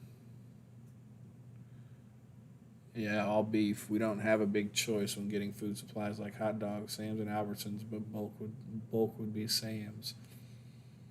You don't have a GFS mic? Gordon Food Services? I thought they were everywhere. They stop at the southern Missouri state line. Oh, do they? I didn't know that. Wow. Well, that sucks, man. Try doing what Eric suggested earlier. Try going to a butcher, like a local butcher, and setting up a contract account with them. Make your own custom dog. That might actually be cheaper to do it that way. I'd do that. I don't know. I've heard too much bad stuff about Members Mark dogs. It's not a product that I don't think I would ever be able to sell.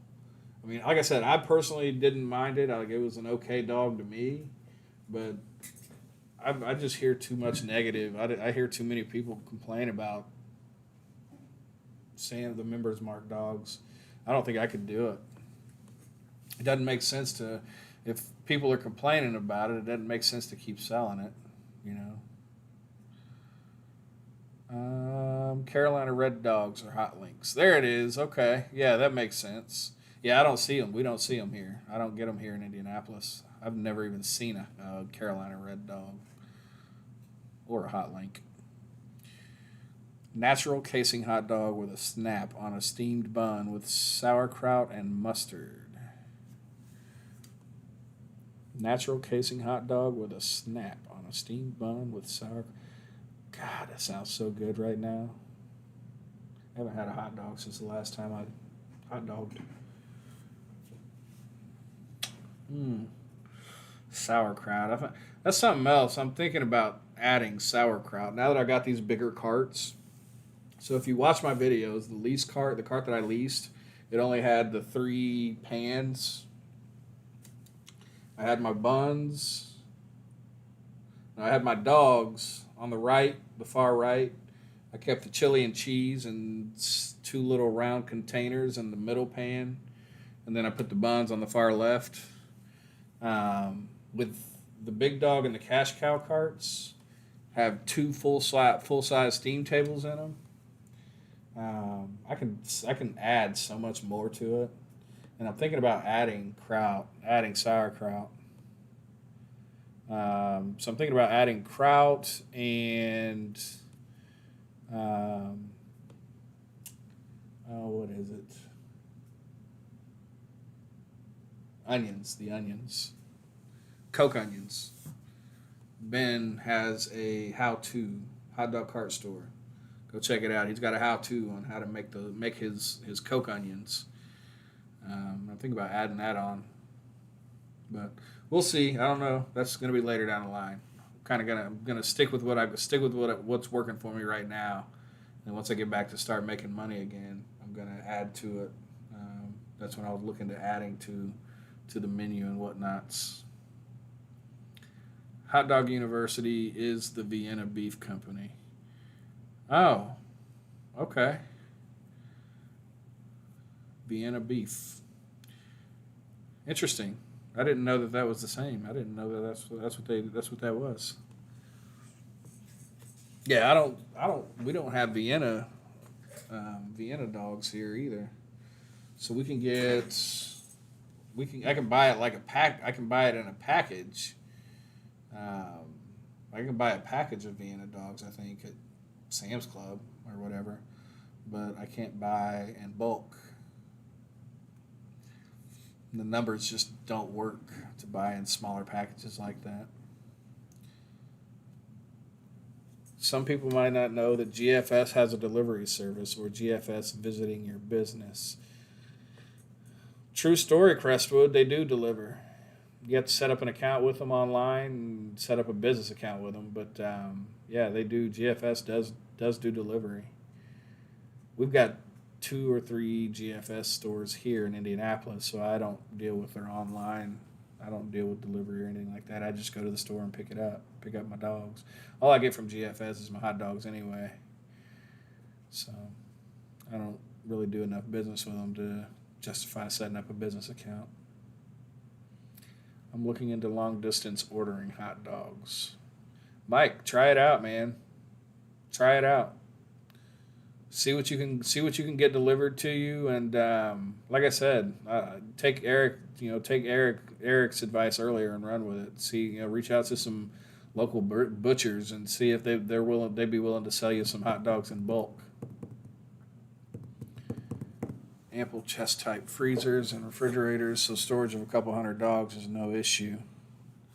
Yeah, I just bought literally right now, this minute. I just bought a freezer. That's why I'm here, delivering a chest freezer, and a new refrigerator. It's going to be specifically for my dogs and stuff. Look, we're still thinking it over. Kind of expensive, and he had never done it before, but is willing to try it. Well, I mean, if you can make the numbers work, Rowdy. If you can make the numbers work, see if you can negotiate with him on the numbers if you buy in bulk. Have you ever thought about mini dogs like a slider, like at farmers markets? Jim, so what I'm thinking about doing, where did I see it? I can't remember where I saw it, but you get the little mini sausages. I found somebody who does it's like a hoagie. Basically, it's just, instead of they spread open a hot dog bun, and they put it in a tray, like a little paper tray. They spread open a hot dog bun inside this tray, and then they just smother it with the little barbecue sausages. They just smother it, load those barbecue sausages on top of it. I thought that was a really good idea. I think I'm going to try it.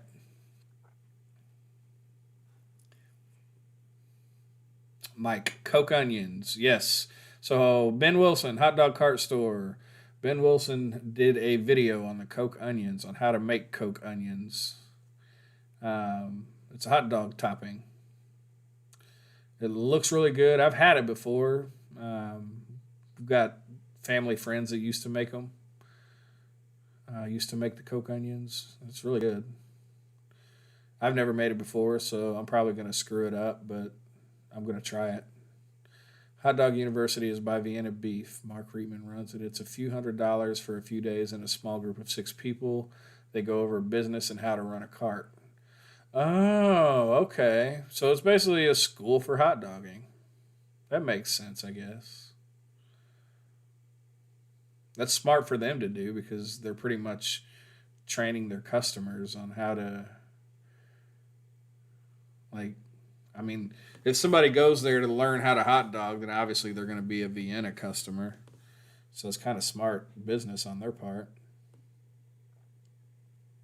I don't think. I mean, for honestly, all the information that they're going to teach you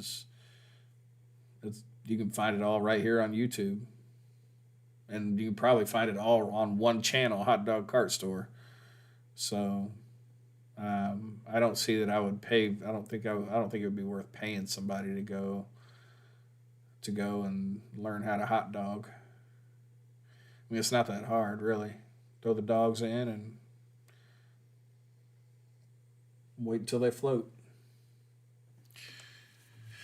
You can mail order Vienna hot dogs, 40-pound boxes at a time. I did not know that, Buzz. Question is it financially viable? Does it make sense? Is it still sellable? Eric, I've got a drone on the way. The drone is coming with your hot dog. Are the COVID restrictions still hurting your business? Do you think this is going to get better or worse under the Biden administration? And how will it affect hot dogging? Matthew Timmons. Very, very, very excellent questions. The COVID restrictions are, yes, definitely still hurting my business. So the bulk of my business being in front of the Wild Beaver, in front of a bar, here in Indianapolis, bars are open until 3 a.m. or supposed to be open until 3 a.m. People tend to get drunk between the hours of 11 p.m. and 3 a.m. That's when they get drunk and hungry. Right now, also, well, on top of that, the kitchens at a lot of the other bars close. They usually stay open until 1 a.m. A lot of the restaurants and bars that do serve food around the Wild Beaver, they usually sell food until midnight, 1 a.m. So right now, we still have COVID restrictions in place, requiring that everything has to close at midnight. So with that being the case, I made my money between the hours of 11 p.m. and 3 a.m. My income is basically dependent on, how do I put it? My income is basically dependent on people being drunk and hungry. And because the bars and restaurants and everything are now forced to close at 3 a.m., they're forced to close at midnight instead of 3 a.m., everything closes at the same time. So people are going out, getting dinner, getting food, and then they're going to the bar drinking. And so I don't make any money that way. So, COVID restrictions are definitely still hurting badly. For me, anyway. I know a lot of people on this chat. There's a lot of vendors on this chat that are booming right now. They're booming. For me personally, my business was kind of centered around that bar. So, with that being the case, my business depends on that bar's ability to be able to get people drunk, which right now they can't because they're forced to close at midnight. So I guess it just kind of depends. For me, it's hurting bad. The COVID restrictions are definitely hurting pretty bad, but I know, like I said, there's a lot of vendors here that are booming right now. They do catering, they do private locations, private events.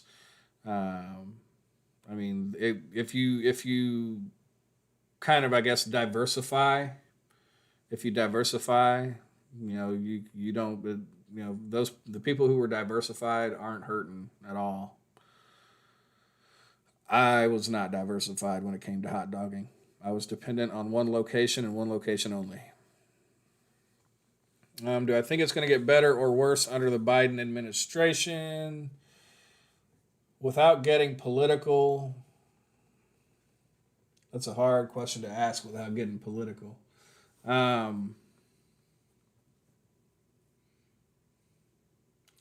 So look, here's my take on it. We've got 2 vaccines right now. We've got 2 vaccines available.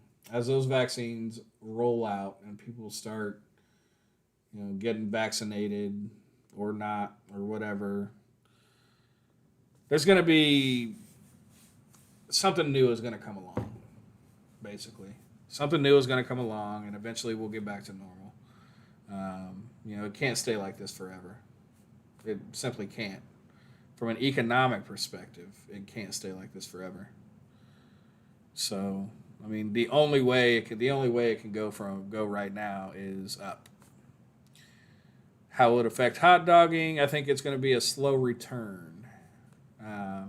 People going out and having big events and going out to bars, going out to restaurants, going out to clubs. I think it's going to be a slow return because you still have a lot of people who are out here wearing 17 masks at the same time and have the gloomiest everybody's going to die kind of outlook. So it's going to take a while for a lot of people to kind of open their eyes and realize like life is going on around them and they're kind of missing out. So the more people start getting stir crazy, the more people start craving that sense of normalcy. It'll be a slow return back to what it was before, prior to COVID. That's strictly my opinion. I don't know for a fact. I don't know. It can go either way. It can go any way.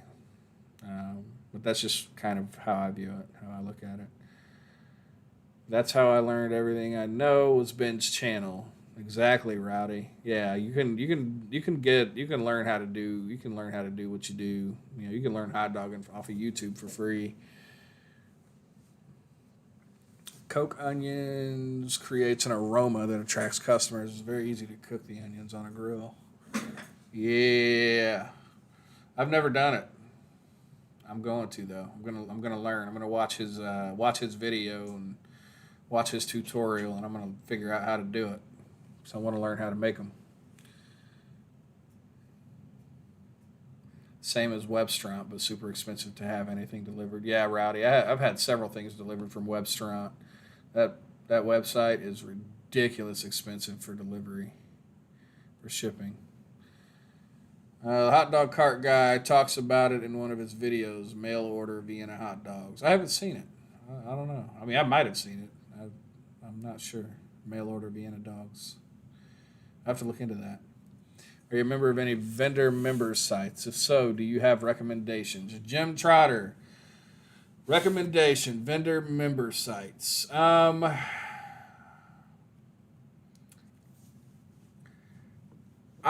actually joined. So if you get on Ben Wilson's website, HotDogCartStore.com, I actually joined his what he calls the hot dog mafia or hot dog cart mafia. I actually joined that mafia because I bought a hot dog cart. I bought a brand new hot dog cart from him, and joining that hot dog cart mafia got me a bigger discount than what it actually cost me to join. So I actually saved money even after joining the hot dog cart mafia with him. So um, I did join that with him. I get discounts on all of his stuff, and it's amazing discounts, crazy discounts. Um, and I was a member of Vendors United. Papa's took the words right out of my mouth. I was a member of Vendors United. I'm not currently because there is a monthly fee associated with it, and at the moment, I am watching my financial p's and q's um, because, as I've mentioned, COVID put a hurting on me, and I'm at the same time COVID's putting a hurting on me. I'm spending a bunch of money trying to get this stuff going. So I'm really watching my financial P's and Q's right now. So I cut off Vendors United. Eventually, I will get back in it. It's like the wealth of information. It's a wealth of information. You've got vendors on there that are making 6, 7 figures a year. It's insane, stupid, and they post all their tips, all their tricks. If you have a question, it's all right there. He's got, the Vendors United, you can get on there and download forms and all kinds of information on Vendors United is just through the roof. It's out of this world. Highly suggest it. If you're a vendor and you're not in Vendors United, you're missing out on something. It's a great networking tool too. Am I the only one getting hungry? Eric, no, I'm actually starving. Ooh, boy, is it really 12:01 a.m.? No, it's not 12:01 a.m. Boy, it is 12:01 a.m. Yeah, I haven't eaten really today. I'm kind of starving. Let's see. There's a 24-hour McDonald's near me too here. Hey, there's a plus. I got a 24-hour McDonald's around the corner. I don't have that at my apartment. Delivery charges is where they get you. That's the expensive I always look at first. Yeah, Mike, delivery is stupid on Webstaurant store. I still have a Webstaurant account, but not using it. I do members only, ballpark, and estate auctions. Shut my food vending down in March of last year. Didn't see the upside of being watched and shut down every other day as a non-essential business. Also, I don't do the daily grind, just big events. Yeah, Mike. At some point we've got several bars here actually that were the same way. That even right now they're allowed to stay open till midnight, but they're still they've been shut down since March of last year, and they've been paying rent and everything on these spaces. Howl at the Moon is one of them. Howl at the Moon is a national corporate bar, and they haven't they made a decision that until everything opens up fully back to normal, they're not playing this back and forth game. So they've been shut down, stayed shut down. Did you get any PPP or EIDL? I've always paid myself through payroll, so I was lucky paying myself through payroll and being able to get PPP. Eric, no, I did not get any PPP or EIDL. What was it that I did get?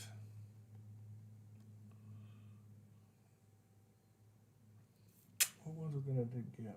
Oh, nope, I take that back. It was the EIDL. I did get EIDL. It wasn't a lot. I think it was only like 15, maybe 20,000. But, um, I mean, when you have $6,000 a month in bills between the laundromat and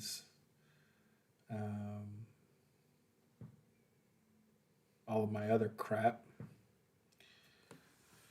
Yeah, so EIDL. That EIDL was a joke as far as I'm concerned. So was PPP. Like, I tried to get PPP, and the problem with the PPP was everybody, like all the banks that were offering the PPP loans, you had to be a member, which completely, like, of course, like I've got 5 different bank accounts with 5 different banks. So for me, it wouldn't have been an issue. But I only bank, like, I've got one business account. I've only got one business account for my corporation, and so all of the income. It's weird how it worked out because all of my businesses have their own bank accounts, and then from those bank accounts the money gets funneled into my corporation bank account. And so in order for me to get a PPP, I would have had to file for each individual business, which they wouldn't allow because they would have seen it as basically a fraudulent application. So in order for me to file for PPP, I would have had to file through my corporation, and because the way my corporation is set up, I wouldn't have qualified. It's stupid the way it worked out. PPP was so stupid. I mean, there's a lot of people that benefited from it, but for me, I it made no sense the way they issued those. Like, you shouldn't have to be a member at a specific bank in order to get an assistance loan. Like, that's the whole purpose of this loan. The whole purpose of this loan is to help people who need it, who are suffering. And the banks were basically turning it around, using it as a sales tactic. Like, oh well, if you want assistance from the federal government, you have to benefit us and sign up with a bank account with us. And it was stupid. That's just my opinion, though. I don't know.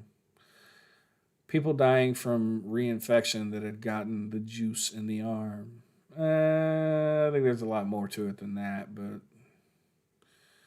Ernesto Guzman. I like your videos and I love hot dogs. Well, thank you, thank you, thank you. Stay tuned because there's going to be more videos coming, and I love hot dogs too. Picture this: having a beard, must wear a hairnet, then add a mask. Jim, yeah, right? Wear a hairnet and then put a mask over it. Boy, you might as well just wrap a pair of underwear around your face. It's basically what that comes down to. Put a jock strap on your chin. Only food cart COVID restrictions in my area is we must wear masks and we have to put on all condiments for customers now. Yeah, and it's the same here. So we have to wear a mask and we have to either put the condiments on ourselves, or so the county health inspector said that we're good if we just hand out like the packets of ketchup, packets of relish, the little packets that you can get at fast food joints. So we can hand those out to them. They just can't do it themselves. They can't. I can't just put them in a bowl and let the people pick out their condiments themselves. So yeah, we've got those same restrictions here. But like I said, the reason it's affecting my business is tied to a bar, and the restrictions on the bar are affecting me because the bar is only allowed to stay out. The bar is being forced to shut down at midnight, which, like I said, the bulk of my income was made between 11 p.m. and 3 a.m., actually 4 a.m. So since the bars are being forced to shut down at midnight now, I'm not making any money. Like, my prime time, the bar is shut down. There's nobody down there. There's nobody down there drinking, getting drunk. So the COVID restrictions on the bar industry are really what's killing my business right now. Sam Fisher, time will tell. Yeah, we'll see. I save money with the mafia hugely. Rowdy, yeah, the mafia. I'm telling you, man. That you join that hot dog mafia at the hot dog cart store, you save some money there. I hate to be that guy to say it, but COVID will be around for the rest of our lives. The new normal. Thanks, China. And people said that about the Black Plague too. It'll phase out. It'll phase out eventually. It's just a matter of when and how long it takes. My personal opinion, which I don't like giving my personal opinion because on this stuff it tends to upset people and all of that. But my personal opinion is I think it's all politicized right now. Like it was it was overhyped, it was over politicized when when we first found out about it. Right now it's the same. It's being politicized, used for political purposes. There's we've had COVID, we've had H1N1. Every year there's a new virus every year. I mean, it's just there's no reason that we can't overcome this the same way we do all the other ones. We've got the technology, we've got the medical, you know, we've got everything we need to make it happen. It's not there's no new normal. We'll get back to normal eventually. In my small Canadian city, 10,000 people, no hot dog carts allowed. Card mechanic, man, no hot dog carts allowed ever, or just because of COVID? Eric, I had some problems with first PPP, but maybe try again. They opened it up again with new stimulus. Also, you might qualify for 10,000 EIDL now with new stimulus. Your CPA should be on top of this. I don't use the CPA, bro. I am my CPA. I just honestly, man, I don't like taking out loans. I hate taking out loans. I hate owing people money. That's why I'm like right now. So I went into 2020. I went into 2020 with about $30,000 in my bank account, with almost $100,000 in available credit, no debt other than my truck loan. Um, Skyrocket credit score, amazing credit score. Like I went into 2020 right where I wanted to be, and then COVID came along, and people stopped going to the laundromat for several months. I lost out on a ton of money there. Um, Granted, the laundromat was allowed to stay open because it was an essential business, but people just stopped going because of the fear mongering, the fear that was spreading. Nobody, like people didn't know what was going on, and they just weren't going out into public. Um, so I lost a lot of money there, and then I lost a lot of obviously a ton of money from hot dogging. Um, hot dogging alone was supposed to be. I was expecting six figures last year. I was expecting to make six figures. Like I was on track to make six figures from hot dogging alone last year, and that didn't happen at all. Like I hot dogged maybe 2 days, Halloween and July 4th, and broke even on both of them. Didn't make any money. Um, so from a financial perspective, um, I just hate debt. I hate debt with a passion. It's not a loan; it's free money. 10K. It depends on what you spend it on. That's the catch. That's the kicker. Yeah, you're probably right. Not having a good CPA could be costing me money. You're probably right. The CPAs also cost money. Um, People need to start drinking earlier. That's how I feel about it. And actually, right now, that does seem to be the way that it's looking. It looks like it's going. Um, People are starting to go out a little bit earlier. We are still so like before, like pre-COVID, people would go out like the normal time to show up at a bar. The normal time to show up at a bar was 11 p.m. midnight. That's when it would start getting busy, and then people would stay and drink until 3 a.m., 4 a.m. Now we're starting to see like I've been going to the bar for the past few weekends. I was actually there last night. Um, well, not Sunday night, but Saturday night. I was helping them out working security for her. She needed somebody to work for her, so I was working security, and they actually had, like, it was pretty decent.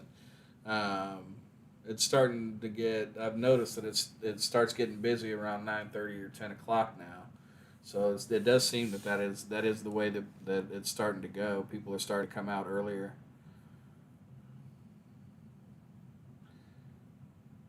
I was told I could get a $50,000 loan right before March 2020, and I was wanting a food truck, but that was nowhere near the amount of money I would need to get the type of kitchen I wanted. So went with big dog cart until I can get my food truck. Yeah, Rowdy. Uh, I guess it depends on what you want to do. I'm personally, I don't ever see myself having a food truck. Like, I don't know how they make the expenses work.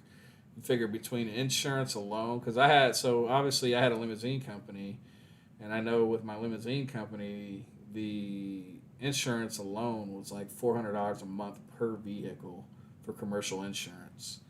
Um, so if you're to do a food truck the legal way, and then you add on the gas and maintenance on the truck, because Lord knows those vehicles break down. Regular maintenance as far as oil changes, tires. I don't. I could, for the life of me, I don't understand how people make food trucks work unless you have a very specific niche, like a lobster truck that you're selling something that people can't really get anywhere else. I don't see how that. Oh man, I don't see how that. How people do food trucks. Not to mention that here, I don't know how it is everywhere, but here in Indianapolis, food trucks are held to the same health code standards as far as what they're required to have. They're held to the same standards as a restaurant. So you have to have a hood, you have to have a grill, you have to have you have to have all of this stuff, all of this extra equipment. Um, you have to have proper ventilation. You have to have electric. You have to have proper, food and waste storage on the truck.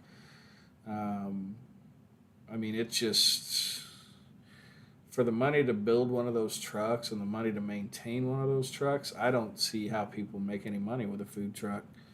And here in Indianapolis, you're heavily restricted on where you can set up. You can't set up downtown anywhere without a permit in a food truck. Whereas I, with a food cart, can set up anywhere so long as I have a zone. Food trucks don't even have zones. Like, you can't even get a zone if you're a food truck. You have only food carts, mobile food carts, can get zones. Food trucks have to have a what they call an event permit, which they typically do during the summertime. They do it's called First Friday, where all of the food trucks in the city get together and line up on one specific street downtown for a food truck event. Um, but other than that, like, food trucks can't be downtown without having some kind of event permit. It's crazy, man. Like, the restrictions on them, the health code expectations, the expenses. That's what I love about the food cart, man. It's cheap, it's easy. You just can't beat it. Um, do you diversify your business with stock investments for long-term retirement nest egg? Card mechanic. I do have some stock investments.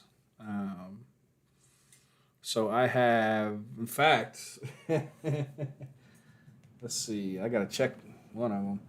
Um, I'm on Robinhood. If any of you know about the recent drama with Robinhood, um,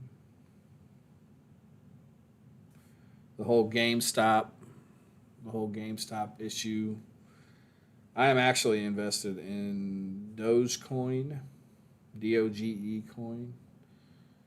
Um, I've got some Bitcoin. I've got some Tesla. Of course, I've got some of your normal S&P 500 stuff. But I like to play around with some of the not so stable. not so stable stuff. And I'll show you this. I invested in, I don't know how that's going to come out. I don't think it's going to show up. Let me see.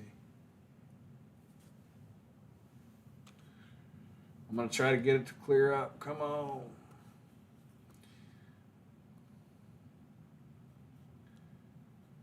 Yeah, it's not going to work, I don't think. So, Dogecoin. Yeah, it's not gonna come up. Anywho, I invested in Dogecoin, DOGE coin, on Robinhood when it was at 1 cent, 1 cent per share. I bought 9,770 shares, and it's currently up to, what's it at right now? 5 cents a share. And that was about a month ago when I put that money in. So that was about a month ago when I put that money in at 1 cent. And so within a month, it's basically quadrupled. So, yeah, I do invest. I like to keep my money diversified.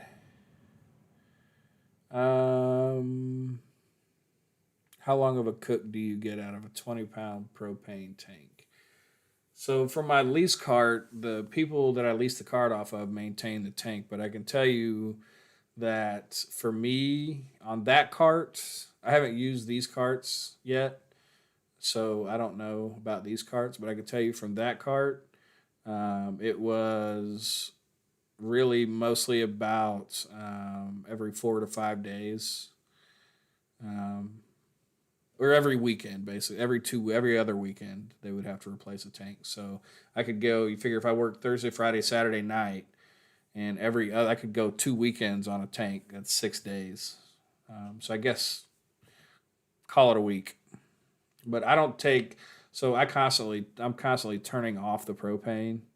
Like once you heat up the dogs, you don't need to keep the propane running. So I would constantly just turn the propane off. And that saved a lot of propane.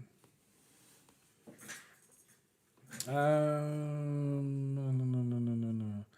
EIDL is easy. You should qualify for all of this. In a week from now, 20K plus will be in your account. You don't need to pay back. To me, 20K is a lot of money. Eric, 20K is a lot of money. EIDL. It's emergency something disaster loan. So, in my understanding and talking with, because I have reached out to the SBA to see about the EIDL. Obviously, I got one, and in reaching out to them, they said it's my understanding that in order for PPP and EIDL, it's not a grant. It's a loan, and it's a loan. It's basically a forgivable loan. So it's a loan that can be forgiven, so long as you can show proof, basically, of what you spent it on, and what you spend that money on has to qualify. It has to qualify, meet their qualification, meet their requirements to qualify for forgiveness. Basically, you have to spend it like the payroll. The PPP is a payroll loan. You have to spend it on payroll in order to meet the qualifications for forgiveness. Like if you get a PPP loan and go out and buy a yacht, you're gonna have to pay it back. So I don't know. We'll see. I might look into see if maybe I can get another EIDL loan. If I could, that would be great. That might just be the boost I need to maybe turn my garage here into a commissary. Or shit, if I get $20,000, let me do a little bit of math. Kind of rambling here. Sorry guys. So if I were to get another EIDL loan for 20 grand, which I'm pretty sure it's what I got last year. and I were to use that money to buy, say, 5 hot dog carts, and then lease out those 5 hot dog carts at $300, $200 a week, that would be what, $1,000 a week, an extra $1,000 a week coming in. Well, Eric, you definitely got my attention. I don't know. I'll look into it. We'll see. We have multiple food truck courts around here where you can keep them parked. Rowdy, that is phenomenal. And you know what, man? So I wish we had that here. For whatever reason, our city, I don't know if our city just doesn't like food trucks or what. Like our city government. I don't know if they just don't like food trucks or what. But um, I can tell you this much, man. Like I wish we had that here, and I actually went and tried to set something like that up many years ago. Gosh, when was this? This was probably 2012 ish, 13 ish. I actually wanted to set something like that up. There was this parking lot right smack dead in the middle of downtown, like where all of the bars are, all the restaurants, all of the tourist stuff in our downtown area. Um, there's this parking lot there that I had already talked to the property owner about turning that parking lot into what you call a food truck court, and they were down, but the city wouldn't allow it for whatever reason. The city just would not allow it. They would not give me permits for it, that doesn't really make sense to me because it's already a parking lot, and effectively all I'm doing is parking a bunch of trucks on that parking lot. But I guess when you add in the whole retail sales to the aspect of it, um, the city just wouldn't allow it. That makes me angry because we do have a lot of good food trucks here, and I would love to have something like that here. Um, Rowdy, your equipment was going to be $25,000 from Webstron. That is insane. That's an insane amount for a food truck, bro.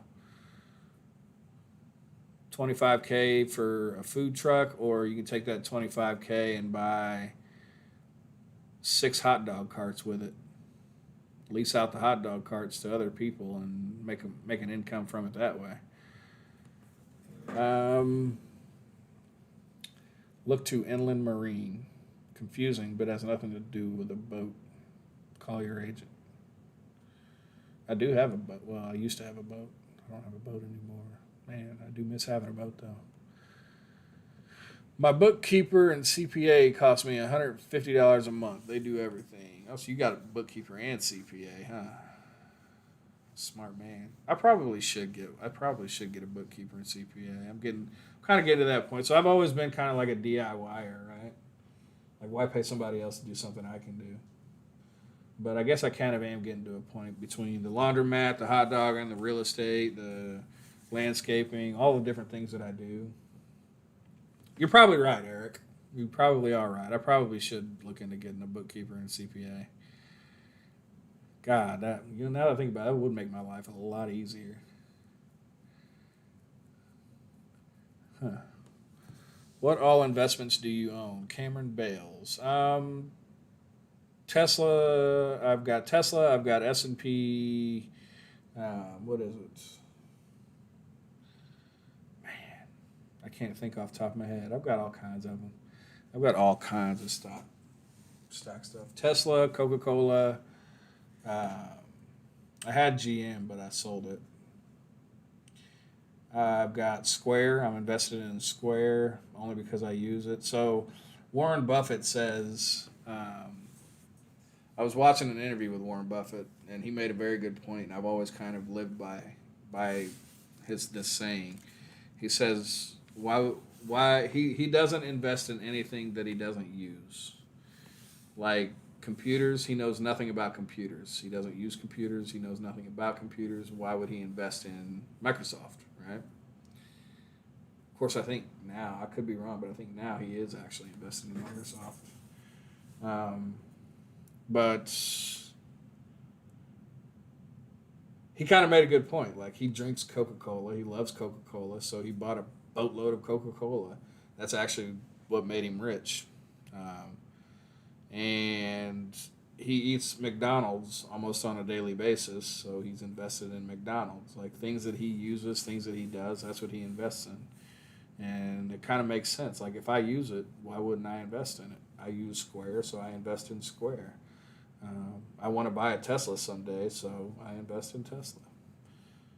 So he makes a good point.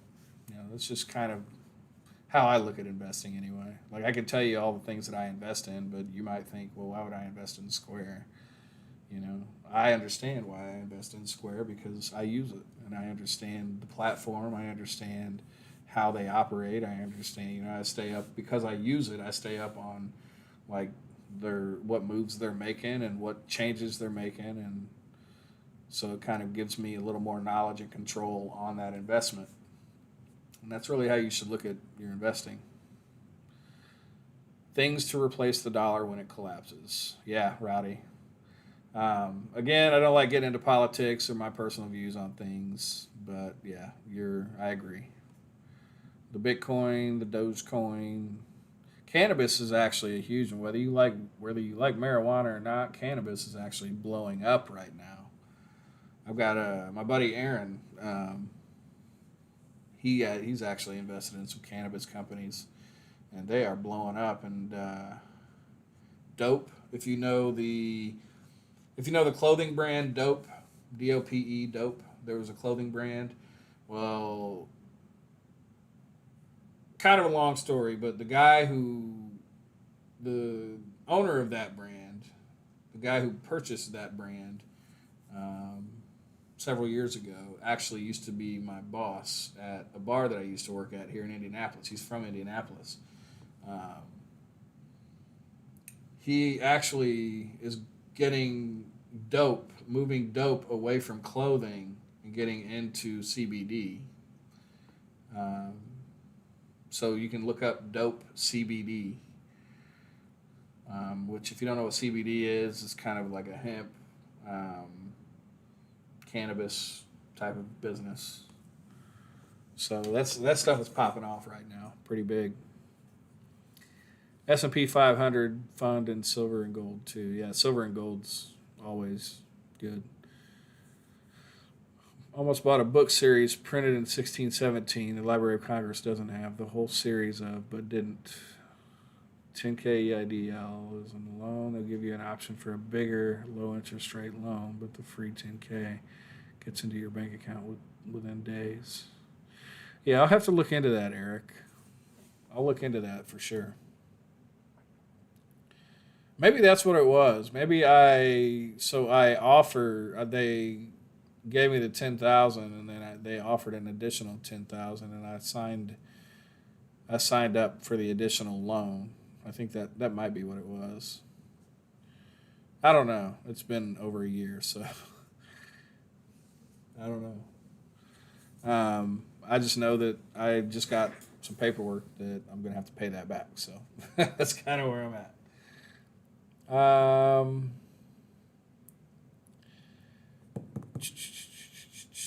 Watch Silver. It is happening. Jim Trotter, Silver. Silver is happening, huh? I haven't watched. I've got a little bit in Silver, but I've also got a little bit in a couple of gas companies, gas corporations.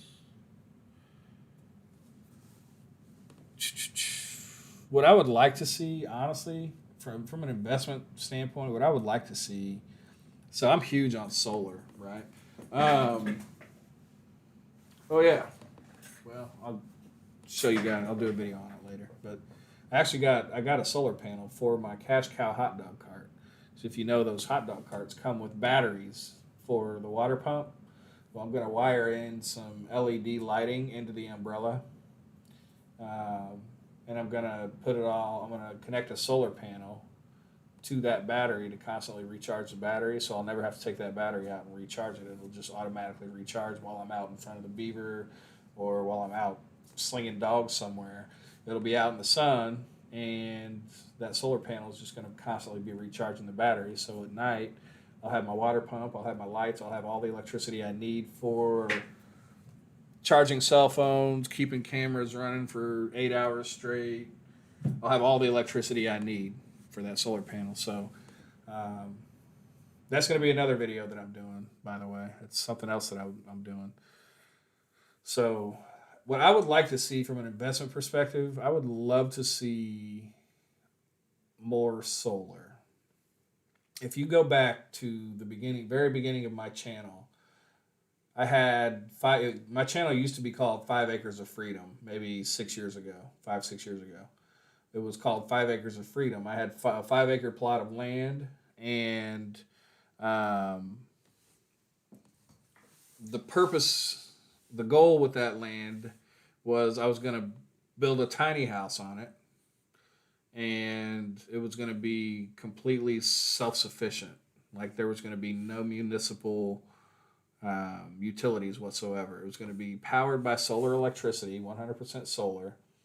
It was going to have a well for water as well as rain collection for water.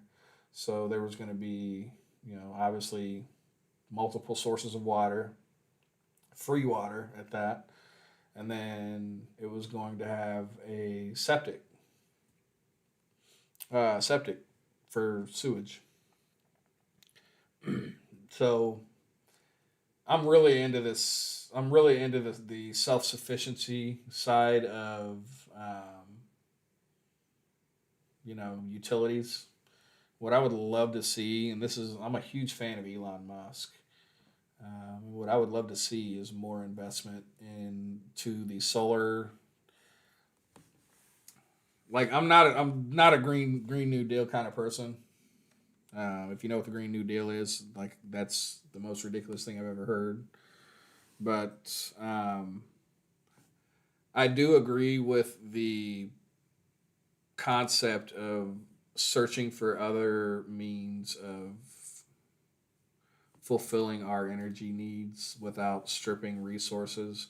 Because I don't care what side of the spectrum you're on, what side of the political spectrum you're on, there is no denying that our resources on this planet are finite, right? So eventually we're going to run out of stuff. Um, and so for me, I'm well aware that it's not something we're going to do in 10 years. Like, we're not going to have electric airplanes in 10 years. It's not going to happen. We're not going to have electric everything in 10 years. That's just small minded to even think that. But if you take a lot of the things that we do on a daily basis that are reliant on fossil fuel could possibly be um, I guess, shifted over time. Like we're not going to wake up tomorrow and have solar power plants powering entire cities. It's not going to happen. But over time, if cities were incentivized, say the city of Indianapolis is incentivized to, with government grants or some kind of government funding, to implement more solar, I guess, more solar and wind type of energy sources to kind of reduce the dependency on fossil fuel. Um, I think that we should. In fact, that's one of the Obama. I'm not a huge Obama fan, but that's one of the good things that I do believe that he did when he first got into office. He implemented a lot of solar incentives, a lot of incentives for companies like you saw solar. Elon Musk created SolarX. You saw a lot more solar fields. He incentivized power companies, electric companies, large property owners, people who own like 100 acres, 150, 200, 1,000 acres. He incentivized these people to turn their properties into solar farms. That's why you see over the past, during his administration, basically, you saw solar farms popping up all over the place. Our airport even has a solar farm in front of it here at Indianapolis International. And I think, like they said, like 60% or 40% or some weird, crazy, odd number of the airport's operations are actually powered off of that solar farm. Um, and I think that's one good thing that did come out of that administration was the um, incentives that he put into place to encourage that kind of research and development, um, to I guess aid in the transfer of dependency from fossil fuels onto renewable energy. So I think that's gonna be the wave. I think that's gonna be the wave of the future, and I honestly I hope it is because I'm a fan of independence, and I'm a fan of the idea of being able to strap some solar panels on top of my house and not have to worry about paying an electric bill. And I think the more research and development we do on that kind of stuff, the more popular it becomes, the more easily available it becomes, the cheaper it's going to get. And ultimately, like right now it's at a point where it's about the same costs, right? Long term. Um, when you take into account the tax incentives that come along with purchasing solar, the tax incentives make it equal in cost to running a house off fossil fuel. So I think over time, the more incentivized we are, would be beneficial to reduce getting the cost of the equipment down and making it even more even more viable option. So, anywho, I don't know how I got off on that tangent, but that's what I would like to see. I would like to see more investment into the alternative energy. It's going to take a long time. It's not going to be a Green New Deal type of overnight switch, but I do believe that it would behoove us to put that stuff in the works. Okay, where was I? If you rent a cart based on third rent, the cart should produce an average of $900 per week if utilized 3 days a week. If you rent a cart based on one third rent, the cart should produce an average of $900 per week if utilized 3 days a week, which makes sense. That makes sense because that's essentially what I was doing between Thursday, Friday, and Saturday in front of the bar. I was averaging anywhere from 900 to 1,300 a week between 3 days. So you figure if you rent out, if I were to rent that cart, is that what you're saying? I would if I were to rent that cart, I can expect it to make 900, so I should be able to rent it for 300 a week. Is that what you're saying, Papa's Catering? You'll get too big to DIY bookkeeping. I'm actually looking into a bookkeeper now to pay my personal bills. Eric. Yeah, I think honestly, man, the more I'm talking to you, the more I'm thinking about it, and I think you're right. I think I kind of am at that point now where it probably wouldn't hurt me to get a bookkeeper, at least just a bookkeeper, if not a bookkeeper and CPA. When I rented carts, it was $125 to $150 a day. Wow. Oh wow. I guess what was included? Was that just the cart lease? Obilio?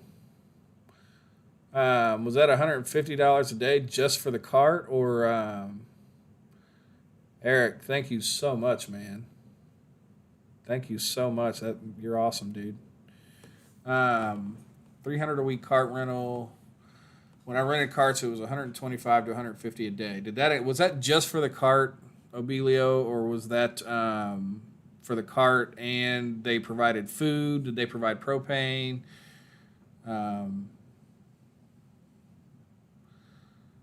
That's interesting. $150 a day. See, I paid $50 a night to lease the cart off of the people that I was leasing in front of the bar. Really, just the cart. Wow. Where are you at? Green Thumb Cure Leaf over the counter. Harvest Health. I've heard of that, Jim. I think I got a buddy that's invested in Harvest Health. I was talking to somebody about that a couple weeks ago, actually. Eric, solar takes silver. Yeah. The more I get to know you, the more I like you. Just saying. Rowdy, I like you too, buddy. Because of the way these are weed companies on the market. Plus, look at the top 3 in Canada. Afria, Village Farms, Canopy Growth. I'm going to look into those. Eric, I agree. I'm a big conservative, but we need to be resourceful. Solar, wind, water is great for day-to-day use of energy. Eric, 100%. I'm on the same boat, man. I consider myself a conservative as well, but and that's the whole thing. This is what kills me about politics today. It's either you have to be on one side or you have to be on the other, and I absolutely hate that because for me, I see good points on both sides. I see the good in both sides. I love the business aspect of, I don't know. It's hard to explain. Like, I see good on both sides. I really do. And it drives me nuts that nowadays with politics, you have to be on one side or the other. There is no in between. And if you are in between, you're wrong. Like, I hate that. And I've seen so many, especially in the past few years, I've seen so many people, and I was just talking to a friend about this last night. So many people have just, like, people who have been friends. He was telling me about two people that were in his circle that, his close group of friends that they don't talk anymore. Like, they've completely fallen out over politics because they're on opposite ends of the spectrum in politics, and I that drives me nuts, man. I hate to see that. Like, there's good on both sides, and it's to not be able to see that, and to not be able to accept that somebody might have a different perspective than you on certain aspects is just so small-minded, and it's so petty. I hate it. Like, I'm a conservative. I'll tell you guys up front, I'm a Trump supporter. I supported Trump 100%. I didn't agree with a lot of the things that he said or how he said it, but from a business aspect, from a business point, and like I said, I don't want to get into politics. And if you have a problem with the fact that I'm a Trump supporter, I'm sorry. It is what it is. Everybody has their own views and opinions, and I respect your views and opinions, and I hope you can respect mine. That's why I try to keep my opinions off of my channel. But from a business perspective, I'm a business-minded kind of person, and so when I look at business, everything is about everything and everybody is about what can I get out of this person, or what can I get from a global scale, from a presidential scale. What can I get out of China, or what am I willing to give China, or what can I get out of Syria? What am I willing to give Syria? There's a lot of different things that go into it, man, and sure, I might not agree with a lot of his personal views. Honestly, I don't think he's a religious guy. I think all of his religion, his religious stuff, taking a picture in front of a church, holding a Bible and all. I think it was all for cameras. But you can't deny that the man is an expert negotiator. You can't deny that the policies that he put into place were policies that benefited everyone. You can't deny for me, like, I look at the media coverage, and I can't deny that the media coverage and how they covered a lot of the things that he did was more geared towards him as a person rather than what he was doing to benefit us as a country. Um, I mean, I like I said, I don't agree 100% on either side. I don't consider myself being in the middle. I do lean more conservative, but I just don't. I don't agree. Like I said, there's aspects on both sides that I would love to see, and if we could just learn how to communicate and come together, it would be epic. It would be epic. Um, I'm all for renewable energy, regardless if you're a liberal and you think that it's because if you think we need to do it because if you think we need to go 100% solar because polar bears and penguins are losing their homes, cool. That's your opinion. If you think we need to do it because we need to be on the conservative side, if you think we need to do it because we need to be more independent, more energy independent, cool. It doesn't matter what your reason for wanting to do it. That's something that you both have in common that we need to do. And I think that we need to learn how to, I guess, accept each other's points of views and find that common ground. And I think that's what a lot of people are missing nowadays, and it's sad, man. I really hate to see it. Um, Dawn Marie. Well, thanks for coming. I'm glad you think I'm awesome, and I'm glad you love my talks. I've been on here for how long is this going on? 3 hours almost. Wow. You guys definitely got more than you bargained for tonight. I established reserve accounts that are paid daily. Should the reserve accounts be short or have excess money when it comes time to purchase the reserve product? What are you talking about, Papas? Did I miss something?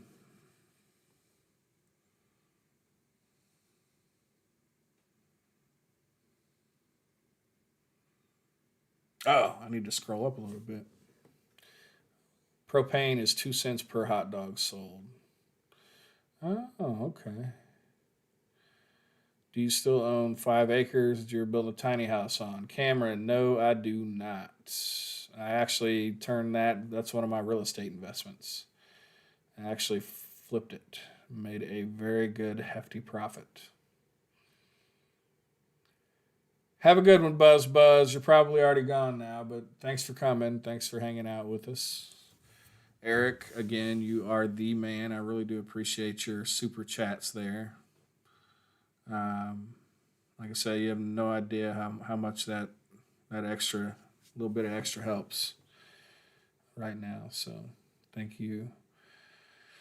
Set up my locations and then locate a person to vend. See, that's what I'm thinking, Papa. So if I figure if I've got the cart and I've got the location, all I have to do is find somebody to put there, right? The vendor receives a third of the gross, but how do you know what the gross is? That's kind of the kicker. You count the dogs. You count. Do you provide the meals? You provide the inventory too, because that would be the only way that you can control. You can control or keep track of the income is by knowing how much inventory you give them and. Hmm.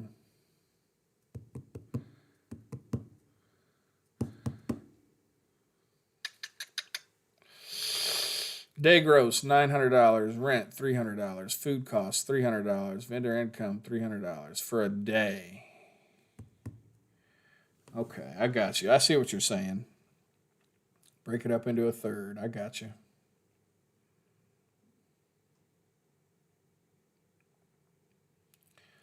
Um, Eric, I have a theory that we're all libertarians at core, and both sides don't want us all to know that. Eric, I can see that. Definitely. That is a good theory. And I think deep down everybody knows it. Like you can walk up to anybody and say, "Hey, did you know that, over the past 4 years, um, business ownership has been the highest that it's ever been in history?" like because of conservative policies, conservative tax policies that were handed out. And I think anybody would be willing to acknowledge and agree on that. I don't care what side of the spectrum you're on. Now you can say now if you're on the opposite side of the spectrum, from a conservative, you might say, well, that's not because of Trump policies, or that's not because of conservative policies. That's because of Obama and Democrat policies. Like that can be argued, but at the end of the day, all that matters is, look, people are doing good. People are starting businesses. Home ownership at the highest it's ever highest it's been in history for minorities across the board. That's all that matters at the end of the day. Like it doesn't matter why or who got it there, and that's what I think people nowadays just don't want to. They just don't want to acknowledge the good. They want to focus on the negative. A drain. A drain. Is that a spin on Adrian? How you doing? How you doing, A drain? My carts are worked only 3 days in a week. 3 days at 300 rent is 900 a week per cart. How many carts you got, Papas? So you're making $900 a week to lease out your cart, but you provide the inventory. I pay all taxes, sales, and income out of the gross rent. I also pay all city county license fees.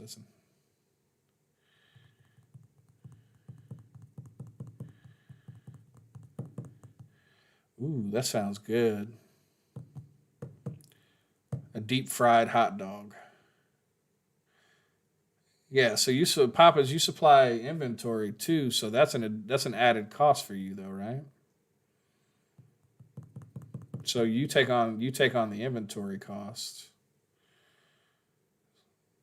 Well, I mean, I guess if you're doing 1,000, you probably your cost, your food cost is probably. I mean, you're probably right at about 30% food cost on gross. So you figure your profit is really only about $300 per cart,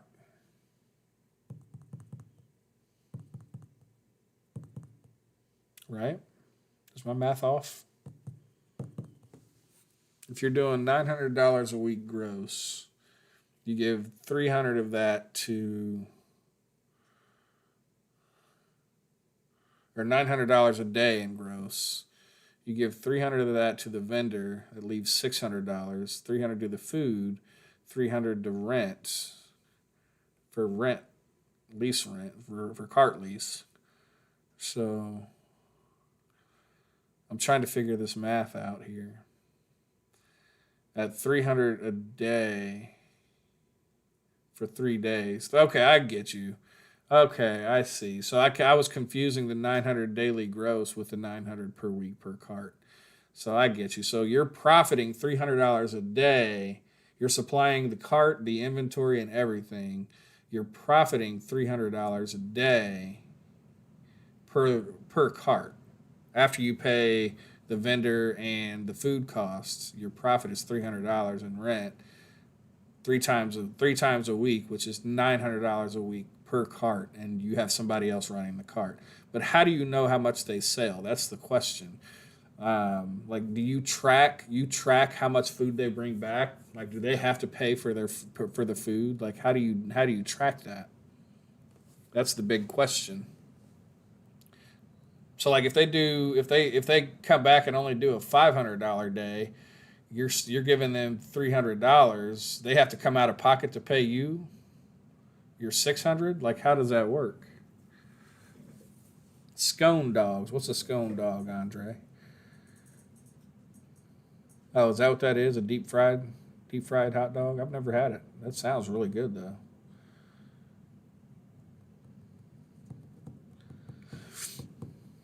I supply all food, condiments, napkins. You establish the price. You got 4 carts making you $900 a week. So you got 3,600. You make $3,600 a week just renting out your carts, and that's after cost. That's profit. That's in your pocket, right? $3,600 a week in your pocket.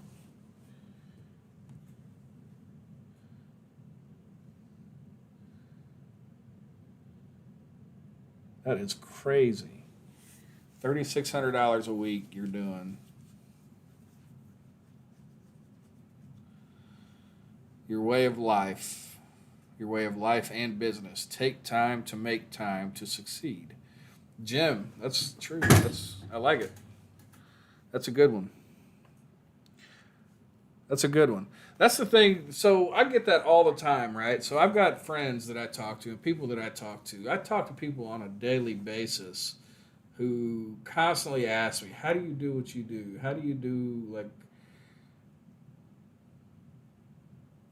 I don't understand how people added labor of shopping for food and supplies. True. Um, I get the excuse so much. Like people constantly ask me, how do you have time to start all these businesses, and how do you have time to do all this stuff and make YouTube videos and blah blah blah blah. And the thing to me is, man, if you want it, you make time for it. I hear so many people. It drives me nuts. The biggest thing for me. The biggest thing for me is like the biggest thing that I hate to hear is I don't have time. I don't have time, or I'm too busy. No, you're not too busy, because if you really wanted it, you would find the time to do it. If you get sick and you need to make a doctor's appointment, are you too busy for that? No, you go to a doctor. You call up the doctor, you make an appointment, and you go to the doctor because you're sick. If you're too busy, you would be too busy to go to a doctor's appointment. Like I hate hearing that. People make time for what they want to do, and if you're not willing to make time to do it, then it's not what you want to do. That drives me nuts, man. I've had people ask me if they could, if they could lease my cart, lease one of my carts off of me once I get the permits. I've already had people ask me about that, and it's like, all right, well, when do you want to do it? Well, I work 2 jobs, and I work nights on weekends, and I work here, and I do this and I do that. All right, well, when do you want to work? Well, I don't know. I have to see when I can find time. All right, well, you obviously don't really want to do it because, you're too busy, right?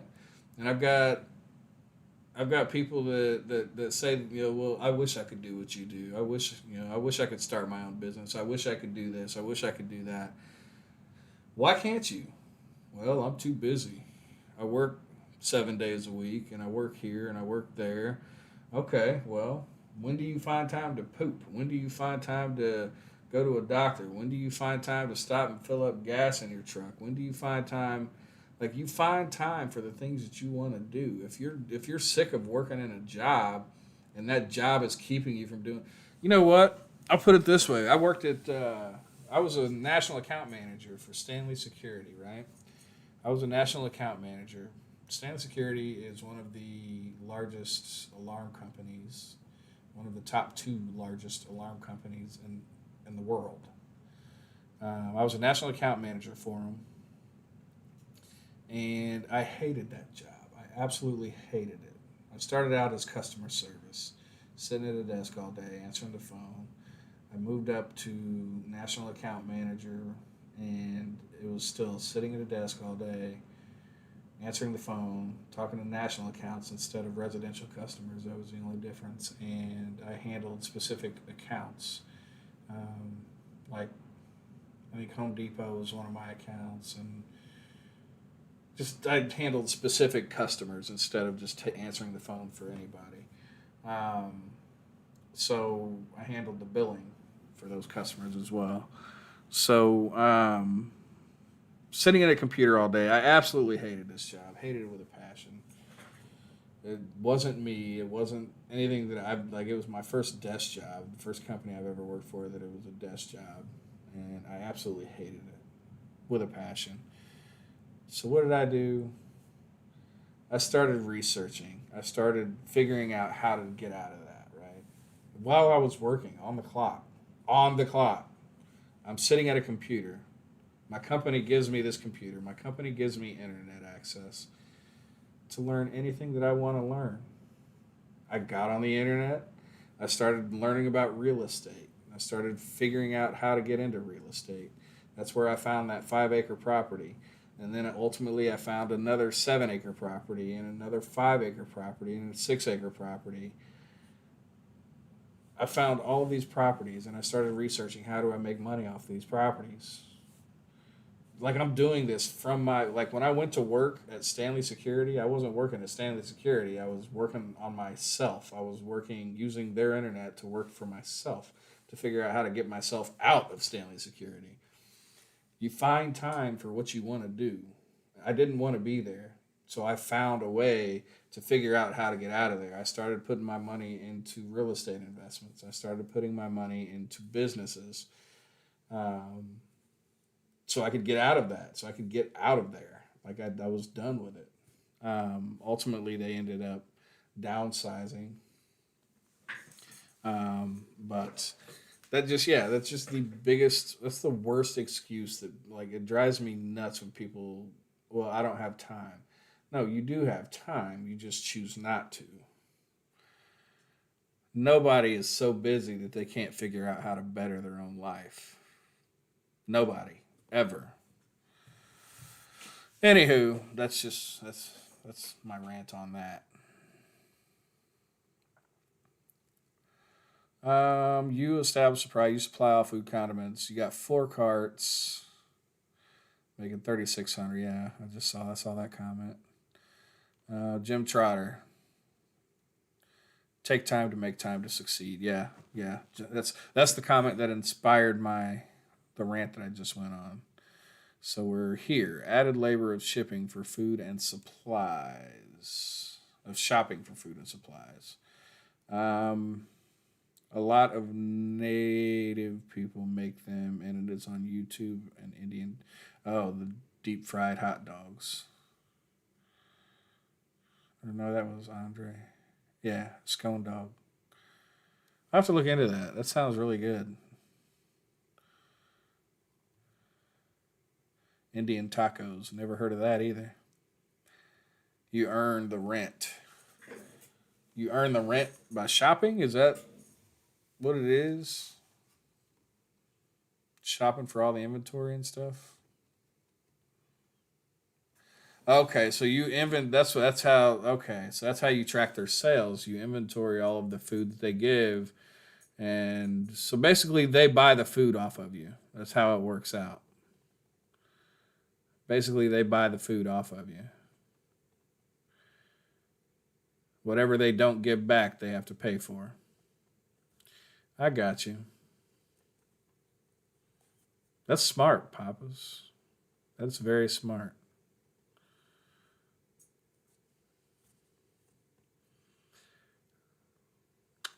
Your labor shops for the product.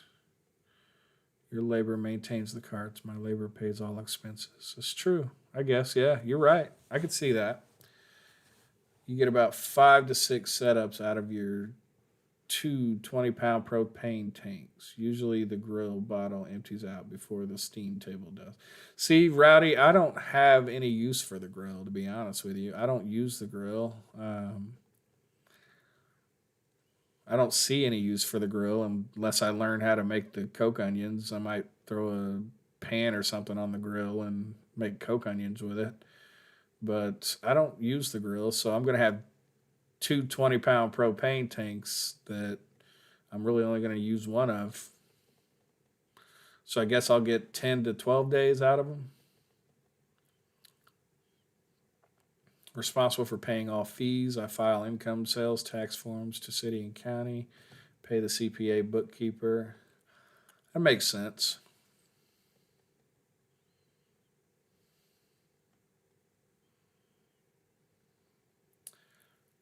That makes sense. So, but you're still making good money. I mean, effectively, you're still making.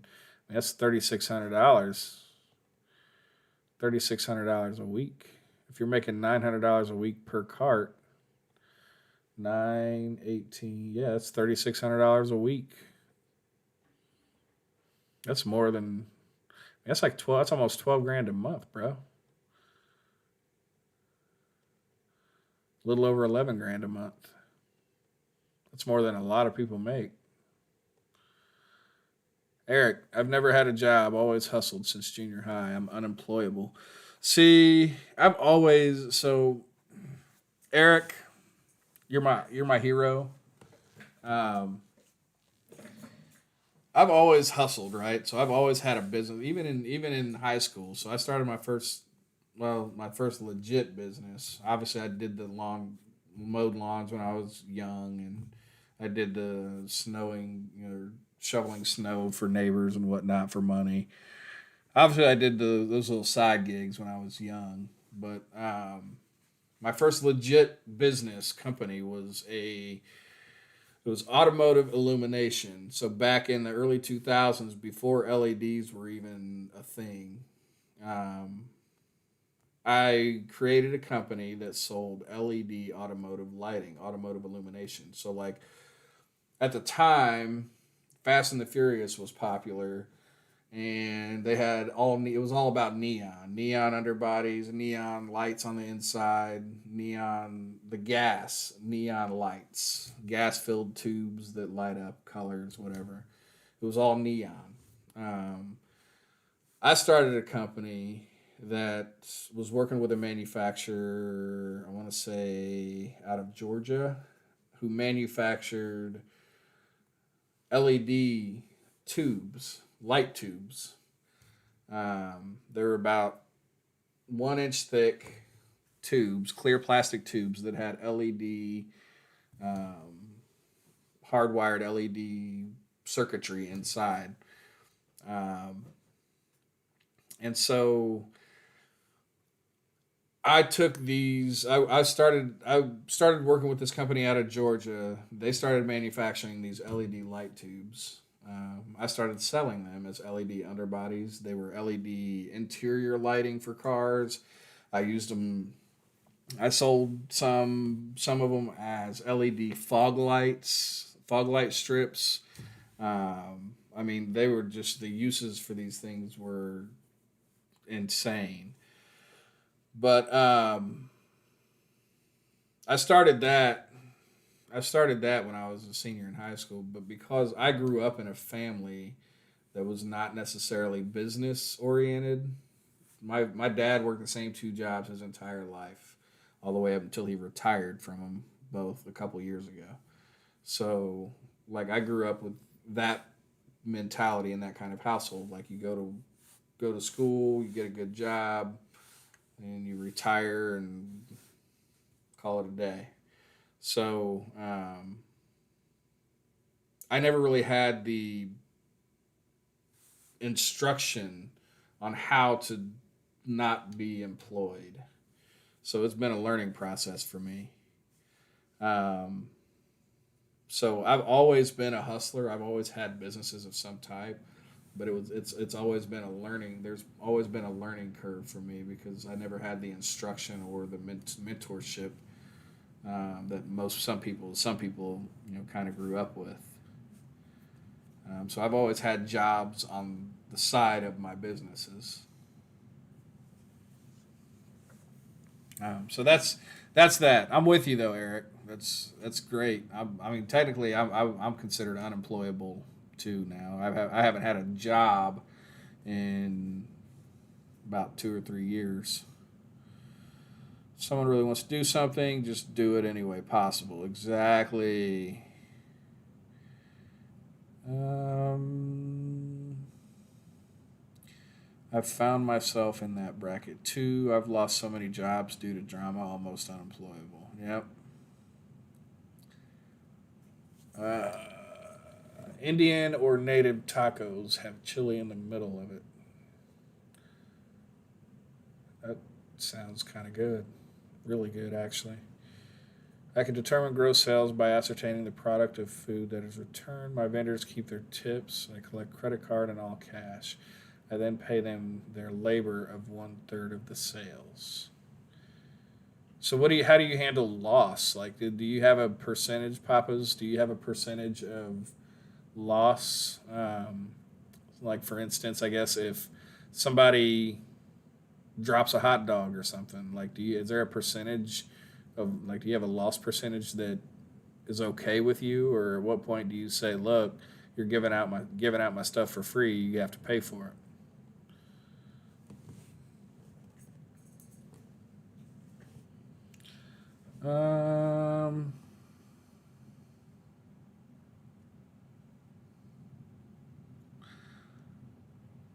Let us all laugh for a second. Life is more fun with a smile. So with that being said, in your best pronoun, Worcester. Most in your best, pronounce Worcester. Most of us, it is a twisted. Now try. Worcester. Worcestershire. Worcester. It's Worcester. That word is Worcester.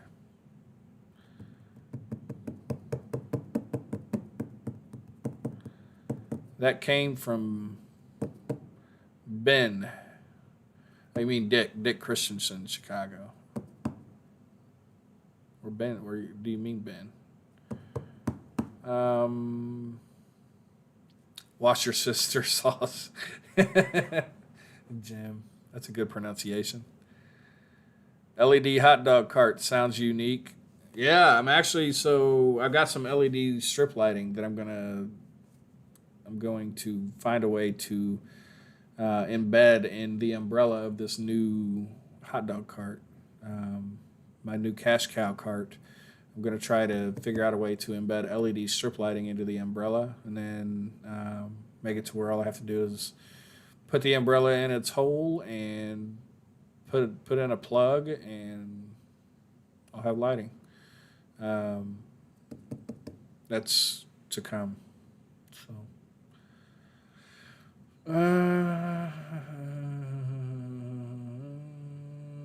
Don't eat yellow snow. Good advice, yellow snowman. Good advice. Don't eat yellow snow. All right, folks. 3 hours and 7 minutes. 3 hours and almost 8 minutes. I'm hungry. It's 1:16 a.m. I just wanted to come on here for like 20 minutes and talk about what I got going on. So, this has definitely gone a lot longer than I was expecting. So do me a favor, click the like button. If you haven't clicked the like button yet, click the like button right now. I'm at 23 likes right now. So click the like button. I'm going to get off of here. I'm tired. I'm going to go to that 24-hour McDonald's and then go back to my apartment. I'm going to keep you guys posted. I just wanted to come up and give you guys an update. Let you know what was going on. This definitely went a lot longer than I was expecting, but it's been fun. I sure do appreciate you guys hanging out with me. Papas, I'm going to get with you on that because essentially it sounds like what you're doing, it's exactly what I'm looking to do. So shoot me an email and I'm going to get with you about that here in maybe about a month or two. Dawn Marie, good to see you. Gingerbread Man. Cool. Good night. Good to see all you guys. Roddy, Obelio. I really appreciate you guys coming on, hanging out with me.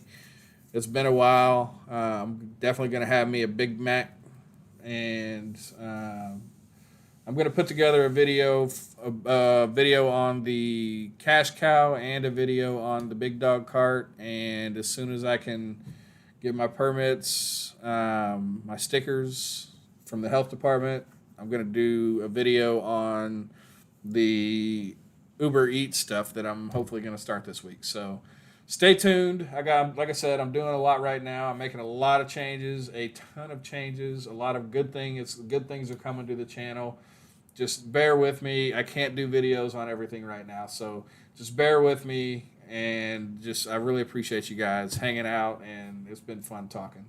I'm tired. I'm hungry. I'm getting off here. I will see you guys on the next one.